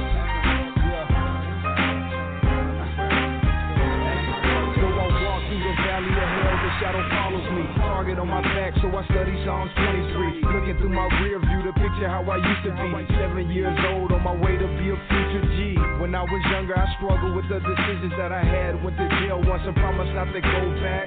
What I did, I was troubled as a kid, straight influenced by the street life, trying to keep big.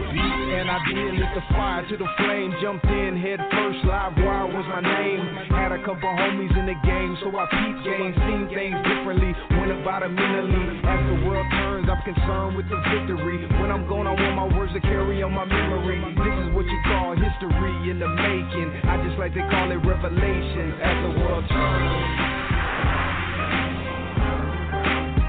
As the world turns. As the world turns. As the world turns. As the world turns. My life in the rap, never hated the side. See the world keep turning, think I'm losing my mind. Understood all costs, but I'm willing to make it. Hoes don't make a milli, but a quarter ticket taken. Spit heavyweight, Mike Tyson at 19. Kids Dynamite, Joe Frazier, your mouthpiece. Cross-eyes cold, subnormal temperature. Dade County Motor Combat Messenger. Lyricist, lunatic, poetic script. Burner slip, same size as a chopper clip. OG music got the whole globe ransom. Moneybag G-Lew, tag team tandem. Got it jumping like a Blake Griffin alley-oop. Black Korea, all the war gangers, truce. We the crew blowing kush, no type of roof. Former crew being black, about to get loose. What the beat is, y'all better lay low. Fall back, get missing like Waldo. We for show though, 50 people solo. Plant seeds underground, watch them all grow. Bags on top, no safety lock. So close, spit a no Jerry curl drop. Take a look, we this shit so fly, y'all. Couple racks, couple guns on the drywall. Lights at the glass, north light burning. Sit back and watch as the world keep turning. Life at the glass, north light burning. Sit back and watch as the world keep turning.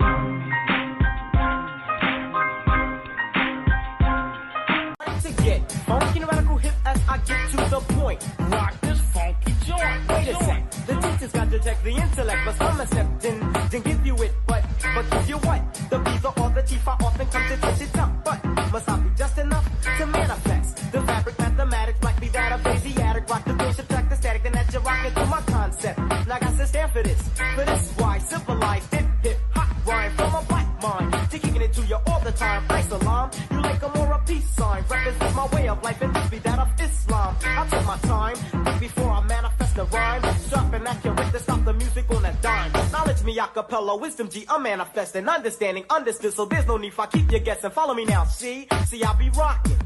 The second hand is ticking, still the posse don't be clocking. Controllers of the clock be ticking closer to the point. Rock this funky joint.